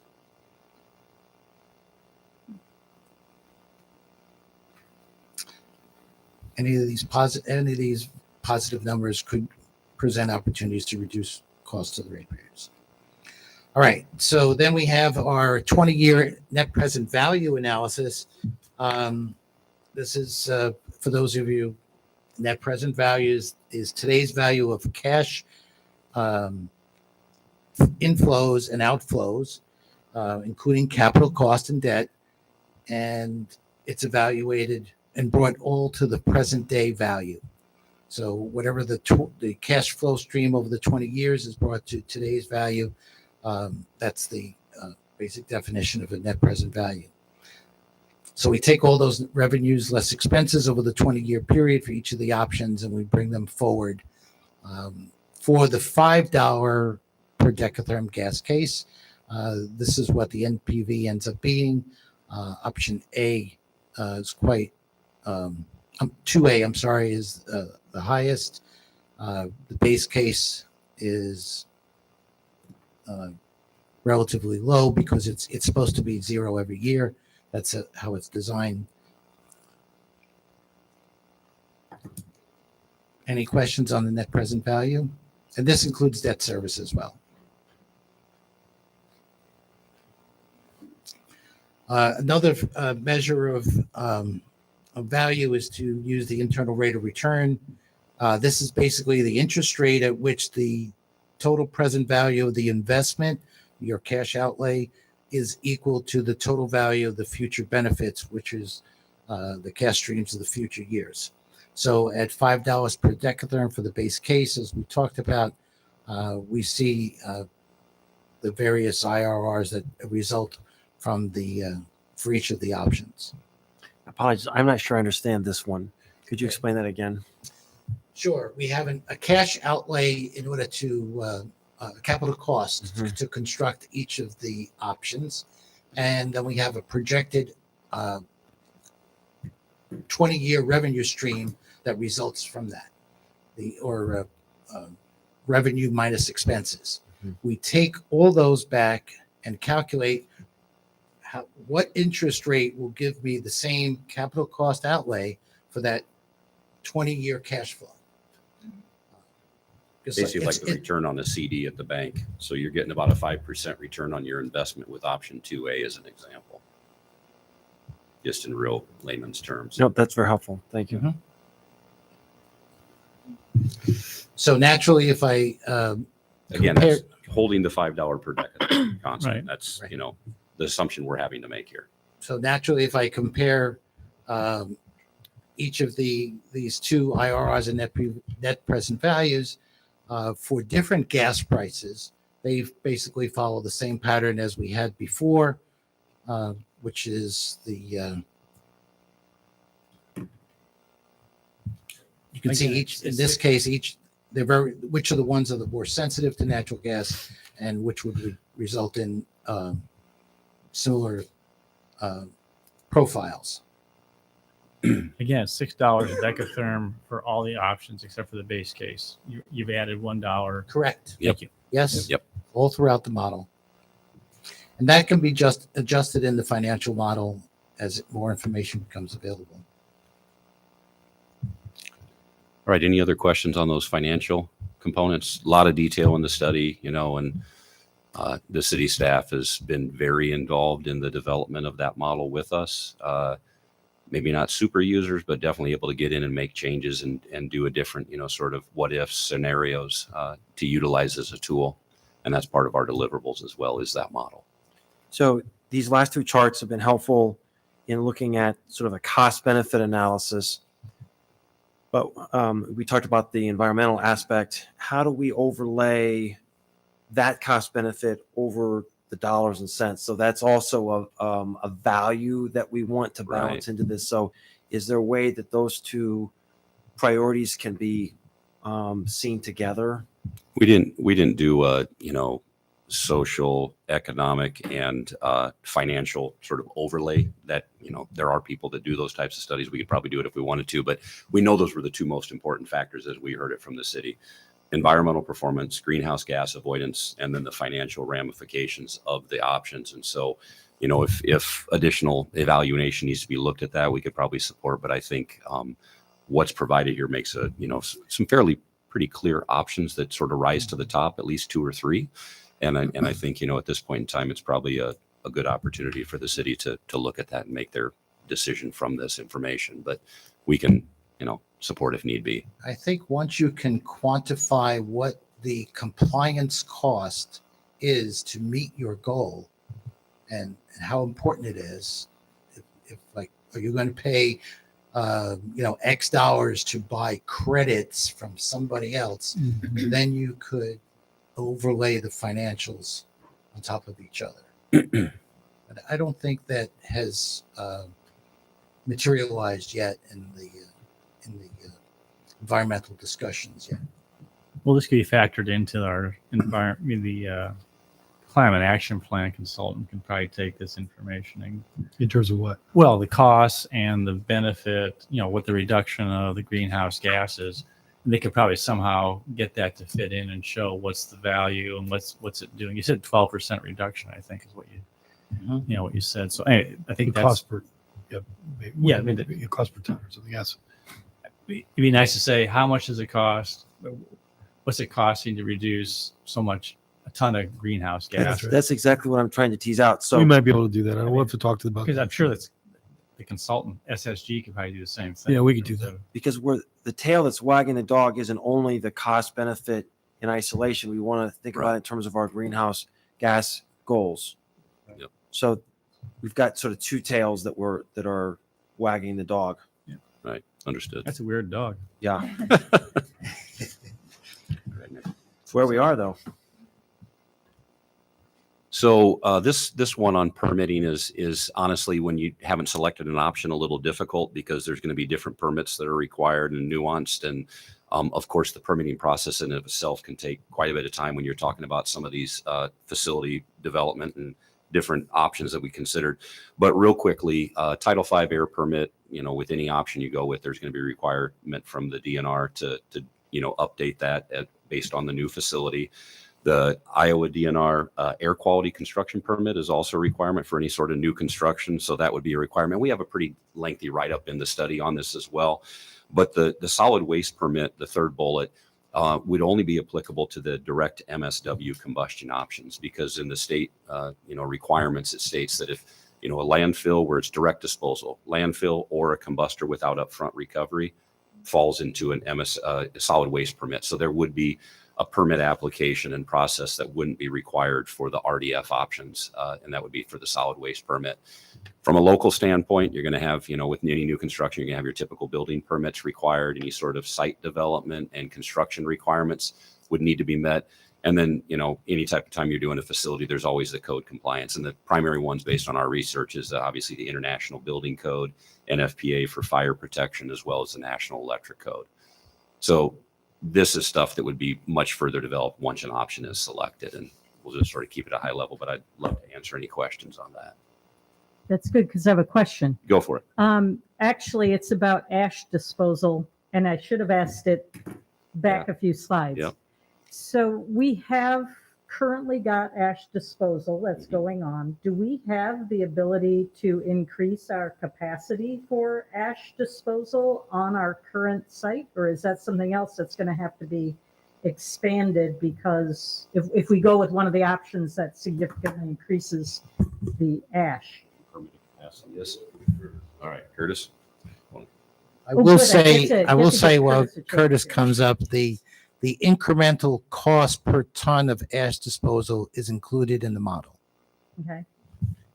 Yeah, our current operation for ash disposal would be it would not be used for the incineration that's talked about in these scenarios of 2 through 3. All those other, just because the ash will be different, and it's going to be hauled to the landfill. But currently, our ash system that we use now, we sluice it down to our ash pond, and then it settles out. We dry it out, and then it has to be hauled to landfill as well eventually. But that system would not be used in this incineration. So we would still be dependent on presumably Boone County landfill unless they can't take it, and then we'd have to find some other means of disposing of significant quantities of ash. Yeah, that's correct.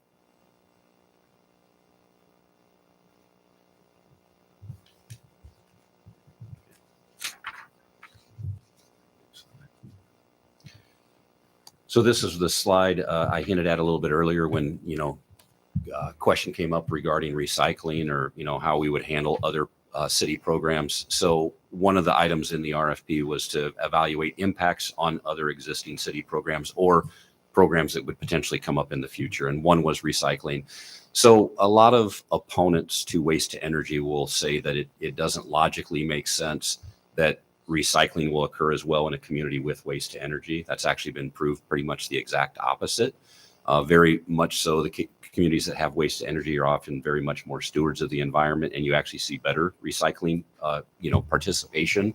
So we, whether it's in the U.S. or whether it's globally, for the most part, most communities that have waste to energy actually do a better job of recycling. So that would be sort of our quick feedback on that item. As it relates to organics, I think most of you know the city has sort of a pilot program at this point in time. Sort of seeing the participation rate and trying to figure out where that goes. One advantage of an advanced organics program, whether that's curbside or whether that's collection throughout the community for it, is that does improve the performance of a waste to energy boiler. You get that, waste that has a lower BTU value out of the stream, and therefore you get, better energy production as a result. And then you get a little bit of grit out as well, which is, non-burnable basically. So there are some advantages to an active organics program, and really they're more complementary than anything sort of like recycling. The Outreach and education, the city does, I think, a pretty good job of reaching out to its constituents and informing them about what they do with waste. And this is really honestly key in any new development. I would say as important it is to, creating habits and that sort of thing as you roll into a new product or a new project, I should say, related to one of these options. This type of education and letting people know why we're doing what we're doing. It's sort of like a re-education from the 70s, basically, would be a very positive thing. And it ties into that last bullet, which is developmental impacts. Develop a project like what's being proposed, whether it's a new boiler in option 2A, or maybe it's a new RRP and new boilers in some of the other options. You're going to want to get involved with a stakeholder outreach program and make sure you get feedback from the community. And, if a facility is located not at the existing site, if it's at an industrial site, get buy-in on that. And it was not part of our scope of work, but, anytime you're doing a development project, there's a number of environmental sort of assessments you're going to need to do, whether that's a wildlife study or, soil conservation. But another thing we think is if you do end up looking and considering a remote site, there would probably likely need to be a transportation study. And so these would be follow-on activities as an option, or maybe two options are considered that we would recommend the city looking more closely at.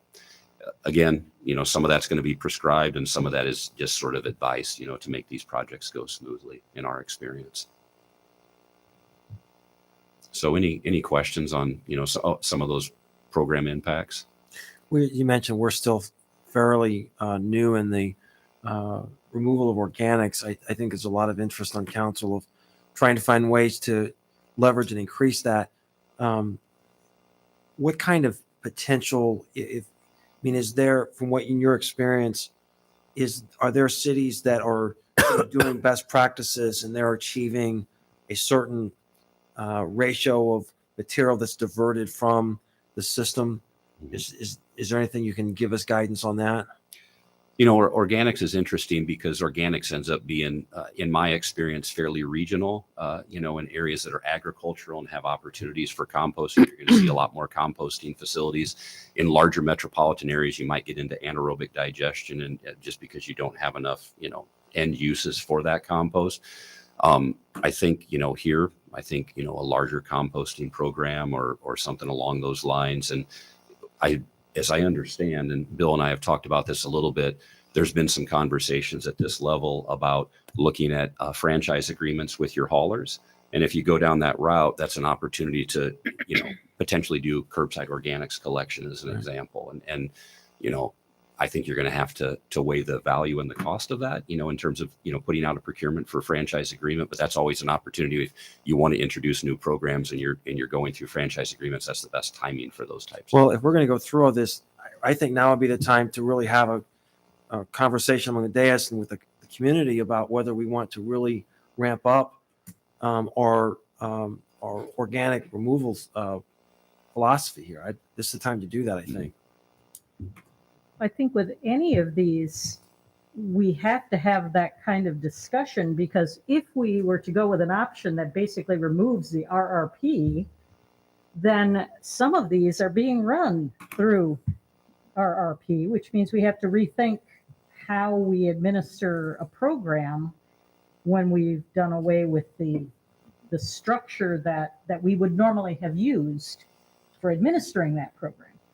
So it seems like there could be additional costs associated with that, or there could be a rethinking of how the organization has to operate in order to accomplish the same things that we may be trying to accomplish now. I agree. And it's somewhat dependent on the option selected, right? Like you just mentioned. So, yep, agree. So we've taken up a lot of your folks' time tonight. We love the questions, by the way. This has been great. The detail and questions asked have been really good. So thank you. The last slide we do want to touch on is just a very high-level overview of maybe what a potential project schedule would look like. Because an option hasn't been selected, again, similar to, the permitting phase, it's a little difficult to get into great detail. But I'm going to talk a little bit about, some of the key steps that we would see for most of these options.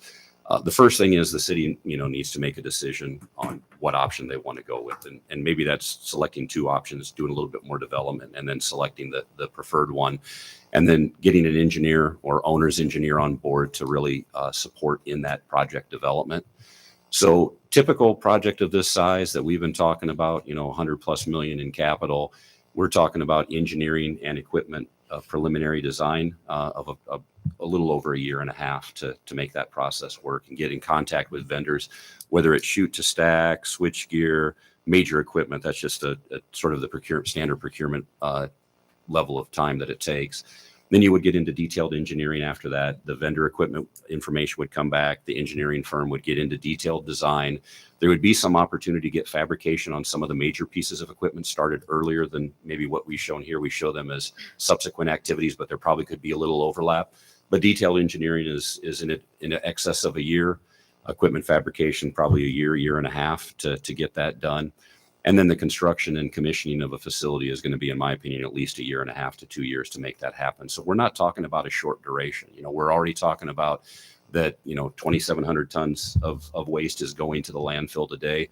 But, we're still talking about 5 years out for this facility to probably be up and running with the number of the options we were selected. And that's a ballpark number. You might be able to constrict that down a little bit, but I don't think that's unrealistic. And that does not take into account the permitting activities. We were specifically told to exclude that from this schedule because the city would handle that. But, when you start permitting new facilities particular, or in the case of an MSW combustion unit, which would be new to the state of Iowa, that would, potentially extend, that duration of permitting time out. And they're never quick facilities to permit. We're Where does talking that- year and a half probably. Where does that fall on the schedule? You it could do a little bit parallel of you could do a little bit of work overlap, but I think you'd want to be 6 months to a year down the permitting path before you really pull the trigger on procuring equipment or anything like that. So you could start some of the engineering and at least get down the path of what technologies you're looking at the same time. But permitting is really going to be a key driver of this and something that needs to be overlaid. Or do you do the permitting first, make sure you get approval because they say You'd want to no. have preliminary conversations for sure with the DNR and get some level of acceptance before you spend a lot of engineering time. Yes. I have more of a question for staff, and maybe our RT can jump in on this too. Is maintaining status quo really even an option, given the fact that Boone County Landfill has said very clearly they don't want any more? That's why maybe Bill, do you have and Steve, I don't know, Sure. others can talk about, but I think that is the bottom line. It's either option 2 or 3 or other options that you can bring to us. We just have to face the fact that we're going to have a significant investment coming because we just can't keep on as we are because of other issues. And it takes 2 people to answer that question, not just one.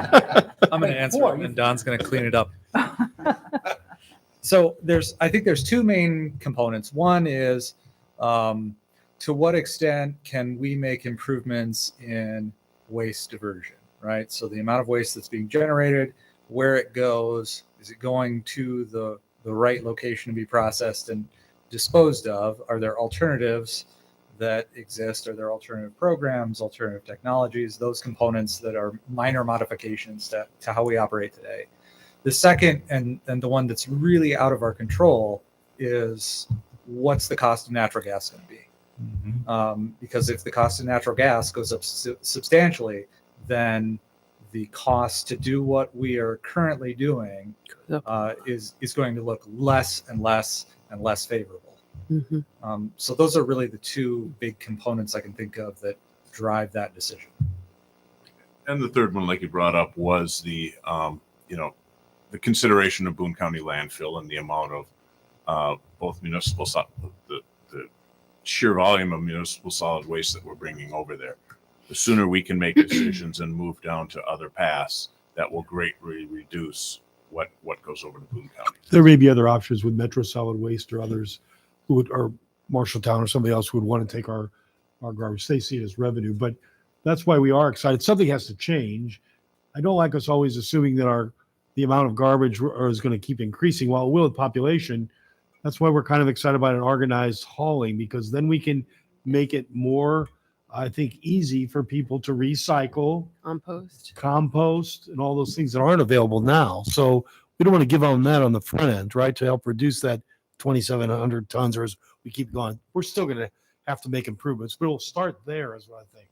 And then we're going to have to look at the most cost-effective way to do that. Now, I do want to show you, I don't know if the consultants are done, but I wanted Brian to develop, we got to put these in practical terms. I'm kind of overwhelmed when I see 123 million is the cheapest, 212. What does that mean? Because we promised in all of our big moves, we tell you what that means in terms of cost. So we just take a second. Now, I know you gentlemen through, I don't want to interrupt you. No, we were done just. And they did a great job. They want to participate too, probably in this, but you know how we pay for, we have electric costs, right? You pay through electricity. Resource recovery is paid through tipping fees. Remember, we charge tipping fees. Those are then charged to the hauler, and then obviously they charge that back as part of our monthly fee as an individual consumer. And then these operations don't break even through our revenues, so we have what's known as a per capita subsidy, right? Now, what makes this a little more difficult, we talk about partnerships, these 12 communities, we have contracts with them. So to pay for this 123 million or 100 or 200 million, when you look at the amount of subsidy I'm making, I think Corey doesn't know this yet, but it's about, I think 60% of the subsidy for the operation of resource recovery comes from the city of Ames. About 40% comes from the other cities. So when we start getting into a debt now, we're gonna have to make sure we have those partners there. Are you going to shift 100% to us? What makes it even more difficult is we have contracts with these communities, and they don't extend out 20 years from now. So we're going to have to deal with them and see if they're partners in this. Interesting enough, if they would choose to back out, that increased more capacity for us, right? Mm-hmm. It is interesting. So we're going to have to talk about this. But I wanted him to put this in perspective. What does that mean if we paid it all out of electric revenues? Or if we have to raise tipping fees, we had to raise the per capita subsidy and property taxes. Maybe this brings it home on a more individual or personalized basis for everybody. And we'll get you a copy of this too. Right. This is in your the council action form that's attached to the study. Right. Yep. So there's a lot of assumptions that are going on in this table here. So assumptions about what the cost of financing would be for the lowest cost non-base case option. So that's 2A, which we estimate the total cost of principal and interest payments over the 20 years would be about $183 million, if I remember right. So that ends up being in the neighborhood of $9 million a year in principal and interest payments. If you were to take those costs and pay them back 100% through the tipping fee that we charge at Resource Recovery, you'd see our tipping fees go from $62.50 per ton to $231 per ton. And if you were to make some assumptions about how much a resident's typical monthly garbage bill, which portion of that goes to paying the cost of disposal versus the cost of transport and overhead and all those other things, you might see a $20 a month garbage bill for collection going up by another $35, so going up to $55 a month to be able to pay for the tipping fees that would be charged by Resource Recovery. So another alternative, if it was possible to charge an increase in the per capita, this per capita subsidy that we charge to all of the communities that participate in the resource recovery system. Right now it's $10.50 per capita. In order to 100% finance the cost of the debt with per capita, the per capita would have to go up to $110.56. That would be paid for by those communities and by Ames through increases in property taxes. So that would have if you had a $200,000 residential property at the rollbacks that we experience now, assuming no changes and so forth in property tax rates over time, that would be a $287, $288 increase per year on a $200,000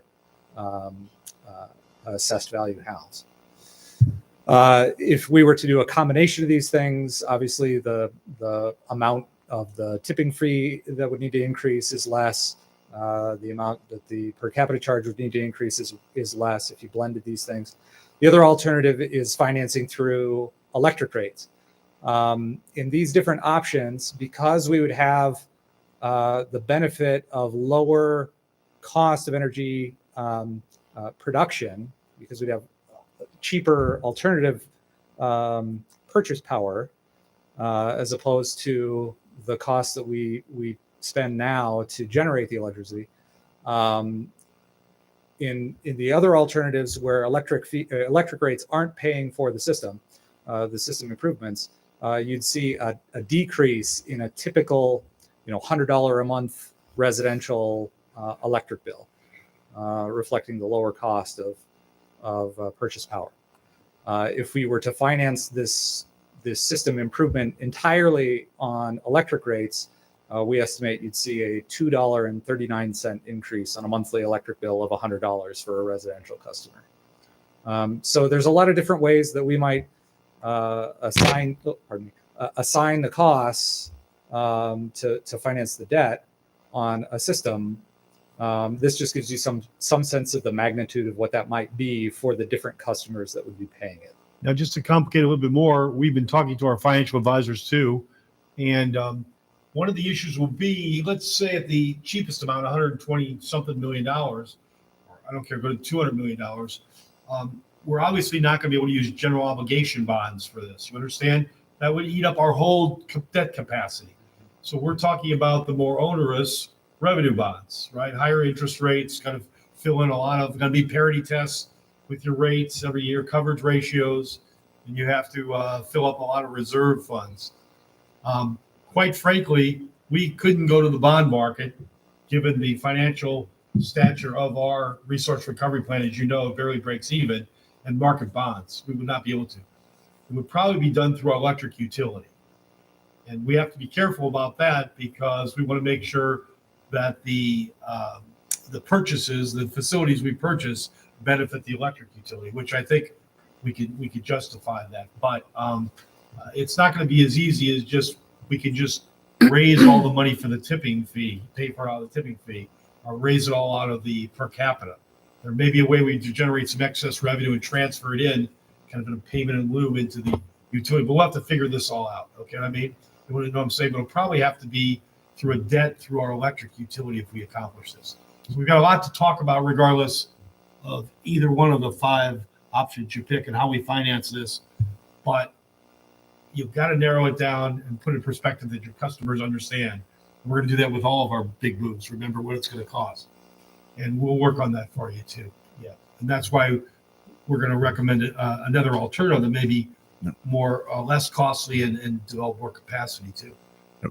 One other thing I wanted to say too that further complicates it is as you look at using the utility as the potential place to borrow from, the utility is only a subset of the entire county. So you've got the utility, which doesn't even cover the entire city, financing the project that will benefit the entire county. So that's another thing that we're looking at just to make sure that everything is. Yeah, it gets pretty complex now. It's not that we can't overcome this, but it's not as easy as you think to generate 120 or $200 million. You could probably take the property tax column out of here too, because If we get frozen. who knows what's going to happen at the State House with that. So I think, Mayor, so basically, this is basically on the agenda 9A. We'd like to move into B. I don't know if you have any other things you want to talk about. Please go ahead. From B standpoint, I know you've met the gentleman from RRT. I also wanted to introduce the city members that were on the team. So we had Brian Phillips, Assistant City Manager. John Joyner is the Director of Public Works. Bill Schmidt, Manager of Resource Recovery. Curtis Spence, who's the Power Plant Manager. And I have to also mention Brian Trower, who has since retired, but he was the Assistant Director and spent considerable time working on this. Moving on to the next thing, I'm going to hand the mic over to Curtis, but all of the work that RRT put into this, it gave us an opportunity to even think outside the box and saying, okay, if we're going to spend that kind of money and maybe get 5 megawatts of new capacity, are there other things that we can do with existing facilities, existing equipment? And Curtis Spence, Chris Evans, and others in the power plant sat down and said, you know what, there is the possibility we could take some existing equipment and for a similar investment, not get 5 megawatts out of it, but maybe get 10 or 15. And I'm going to turn over the mic to Curtis, and it's in the council action form, but I don't know if you want him to explain it or if the words in the council action form were kind of clear in the concept that we're kicking off. And the reason why I want to bring it up is to study that, to look at that a little bit closer. We're asking the council for permission to spend $69,500, I believe, to study that concept and make sure it's not just a concept, but there is the physical capability to do that. So I don't know if you have questions or if you want Curtis to spend a couple minutes going over it. I think a couple minutes would be helpful. Overall, the concept is that, we have these 2 combustion turbines right now that we talked about in the beginning of the presentation that currently are fueled with number 2 diesel, and they're used as peaking units, and they're pretty expensive to operate, and that's why they're used as peaking units being fueled by number 2 diesel. They can run off of natural gas, but the payback isn't there if we were to do that, because we still wouldn't operate them very often.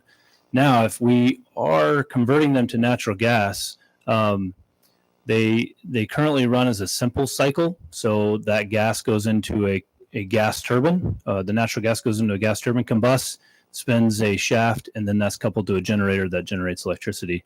All of the exhaust that comes off of that combustion just goes straight out into the atmosphere. It's very hot gas, and there's a what's called a combined cycle generation, where a number of facilities will use that hot gas to generate steam, and then it'll go into a steam turbine that will then do similar to what our power plant does now, and use that to also generate electricity. And so our thought is if we can use that thermal energy from the exhaust to benefit us to continue to generate more electricity, then that would be a gain off of something that we already have the capital costs into. So since we're looking at designing an incinerator that will need a smaller steam turbine, this would be a great opportunity to look and see if we can couple those 2 together and get that additional capacity off of that combustion turbine. One thing on combustion turbine number 2 is it has a very large generator, and actually, so the combustion turbine can put out about 27 megawatts, but the generator can handle about 60 plus megawatts. So we can use that generator in this kind of cogeneration situation instead of having to purchase another generator. So that may be very beneficial. So we want to be able to study this and see if this is a possibility, which would be a huge incentive for us as a utility if we go forward with any of these scenarios. I'm going to add one thing to that. So with combustion turbine number 2, we would not be operating it on natural gas normally. We would only have the waste to energy boiler. We'd have that waste boiler creating the steam, and that's what would power combustion turbine 2, and we'd still get the same 5-6 megawatts out. However, in extreme cases, when we're hitting new peaks or when energy prices are high, rather than getting 27 megawatts out of gas turbine number 2, we could be getting close to 50 or 60. So it'd be waste plus natural gas. And again, you don't, in our concept, this is what needs to be looked at. We would not be burning natural gas normally only when it's needed, but we would continue to do just the 5 and 6 megawatts buy from the market. So I don't know if that's clear. So we're getting capacity. We're getting 20 megawatts of capacity for the same price, if not a little bit cheaper than, let's say, 2A. Yeah, it's a capacity increase, but we are able to independently operate them. That's what we would like to do. So you'd still do which option of the options that were presented to a 36, 23, 24, what all those are, which options are you looking at? You're looking at the ones that instead of selling the steam to a private, we would be taking the steam from what we create then. So it's like a 3A, 2A2, or what are you looking at doing? Option two. 3B1. In an attempt to not add more options, theoretically, it could be used in any of the options just because it's trying to gather that waste heat. So if it is, so using that waste heat, it can be used to generate steam, which could be sold to an industrial user, or it could be used to generate electricity, which is the other options as well. It'd be hard to sell steam in its location. Yeah, in any of these options, we would have to move the combustion turbine next to the newly developed Location incinerator. would be on site. I mean, be on the grid site. Moving your combustion turbine will stay here, would it? It can move to wherever the waste energy facility is. So this is not trying to reduce the investment that we're making in so maybe the $120 million, whatever, plus this additional improvements or not? It's in an effort to increase our capacity with our current capital that we have into that combustion turbine. So it would not reduce the overall capital of these options. It would just gain us more capacity. Don't we save by reusing the? Not reusing 5. Re- Would be using CT2. Let us look at it. Okay, that's what we. Yeah. We don't know. Sounds good. That's what we're going. I just want to make sure that we're not saying all right. less. the- We hope it's going to be less. It's not going to be $2 million. Sorry, yeah, Don pointed out, so we would be using GT2 generator. So Right. that would reduce the capital cost. My mistake. I'm sure you guys all followed that. Mhm. So with item 9B, we are asking for council's approval of signing a contract with Sargent and Lundy to do that feasibility study. And you want to talk about the third issue we're dealing with? Maybe another option we're talking. Yeah. And then item 9C. So as you saw in there, I think it was 3B and 2B. 3A2 and 3B2. There you go. So where we're looking for a steam host. As you can see on here, the company that we've been talking to is Lincoln Way Energy. They're very interested in the steam that we could produce from something of a unit like this. We've had preliminary discussions not only with Lincoln Way Energy, but depending upon how that looks, we would also talk to their host electric utility, which is Alliant. And we've had preliminary discussions with them too. And all we're asking for today is just council's continued support and authorizing us to continue those preliminary discussions with Lincoln Way Energy and see where those discussions can take us. So we're not asking to spend money on that one. It's just making you aware of it and asking for your permission to keep going. So Don, I'm still not clear on how we build in alliance territory. That doesn't make sense to me. So can you explain that? Sure. There's a couple ways to look at it. So for example, our wind turbines that we buy energy off happen to be in Alliance service territory. Just happens to go up on the wires and gets delivered into Ames.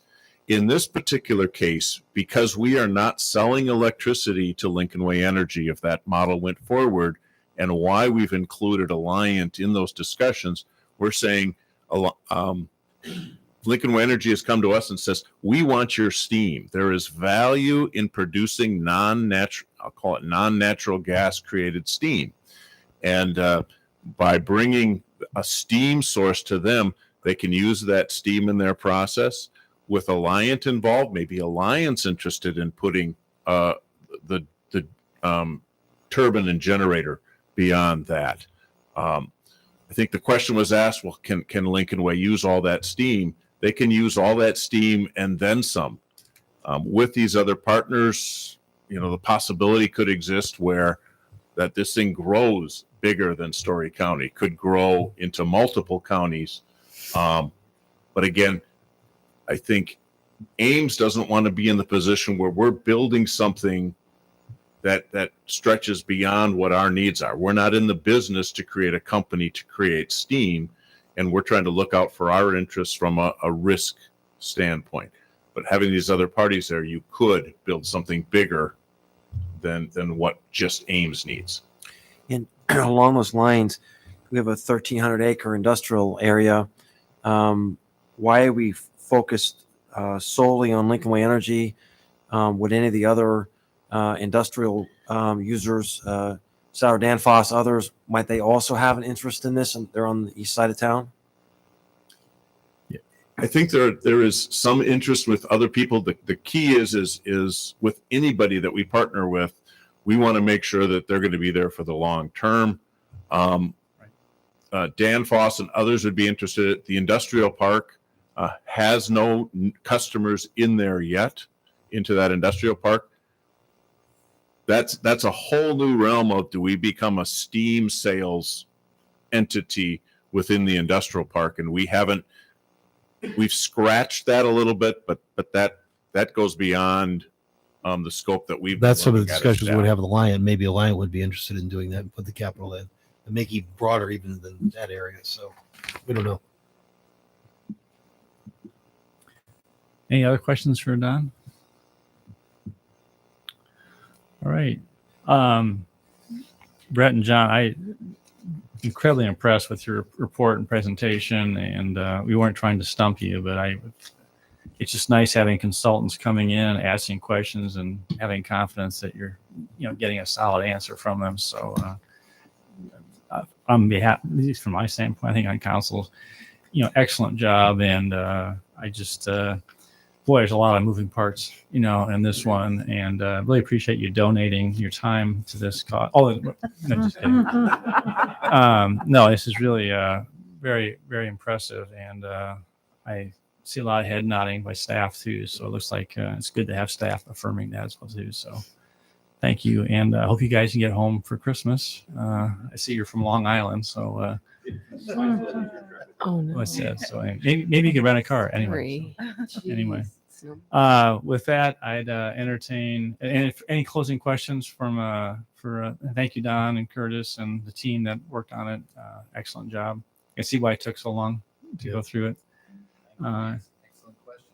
So anyway, all right. With that, I'd entertain a motion on one of the alternatives included in the staff report.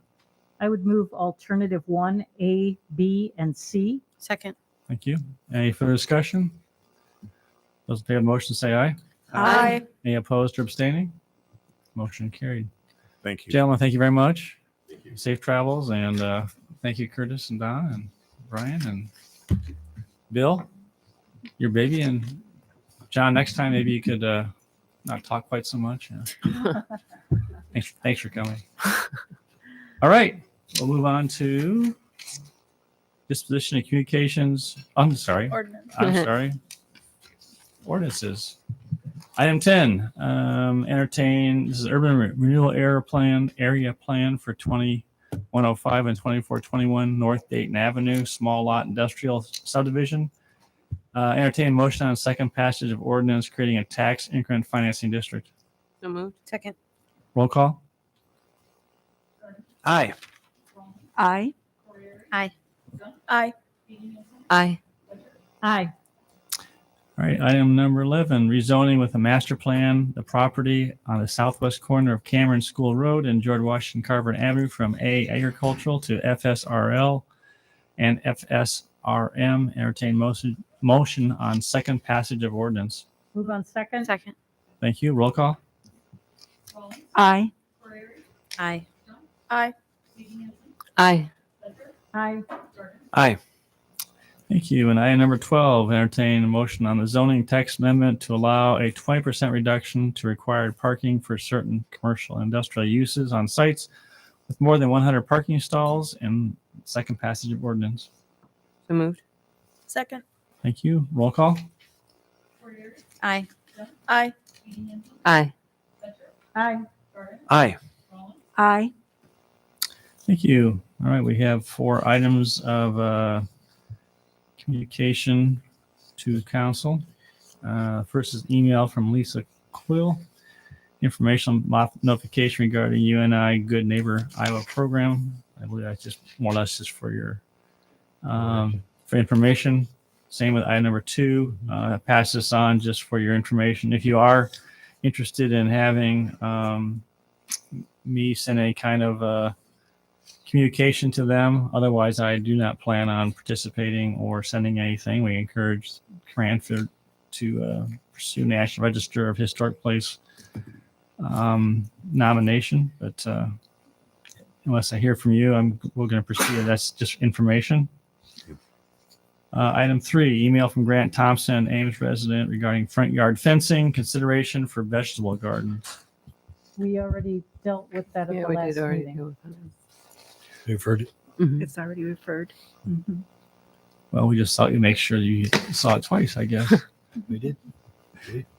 And the 4th is letter from Jerry Nelson, concern regarding zoning code related to non-conforming structures. I think you want to refer to this to us for a memo. I would move we get a memo from staff on this. Second. Thank you. Those in favor say aye. Aye. Any opposed? Motion carried. All right. Last council comments of the year. We'll start with Gloria tonight. Oh, wow. I see that we also got a communication about the Iowa Department of Cultural Affairs considering the Cranford apartment building for listing on the National Register of Historic Places. That's exciting. The Cranford is a historic residence that was built for women. I think it was women who were in engineering and mathematics who were teaching at Iowa State College.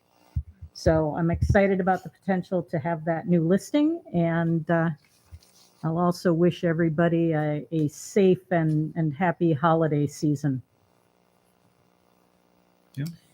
This is some crazy weather coming up, and it gives us a greater appreciation for our staff who are out cleaning the snow, who are providing services, police, fire, but also those who are hauling our trash and doing the kinds of things that still have to be done in the inclement weather. So we appreciate while we sleep tonight and Thursday night, our staff will not be. So we appreciate them.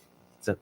You Nothing new other than to echo what's been said, and happy holidays to everyone. Nothing for me. Nothing tonight. Nothing for me, thanks. Steve, you want to just share about what we're doing to help for warming? You concerned for you sent out an memo to the council regarding what you're alerting. I think it's just good to just reinforce how the city is forward thinking and trying to make sure that we protect those who are even most really vulnerable. We're trying to be proactive. We're very concerned about the weather forecasts like all of you. And we hope that no one experiences a disaster at their home. It could be individual or collectively. You could unfortunately experience a fire, a water main break. You could have electric. We hope the electricity doesn't go out. There's going to be high winds. So we're concerned in these extremely cold temperatures, how to house people. So we work very closely with the Red Cross. We're prepared if anything happens that we'll open up local shelters. Red Cross actually manages and operates it, but we're in communication. So we'll be able to move people into those temporary quarters if we need to.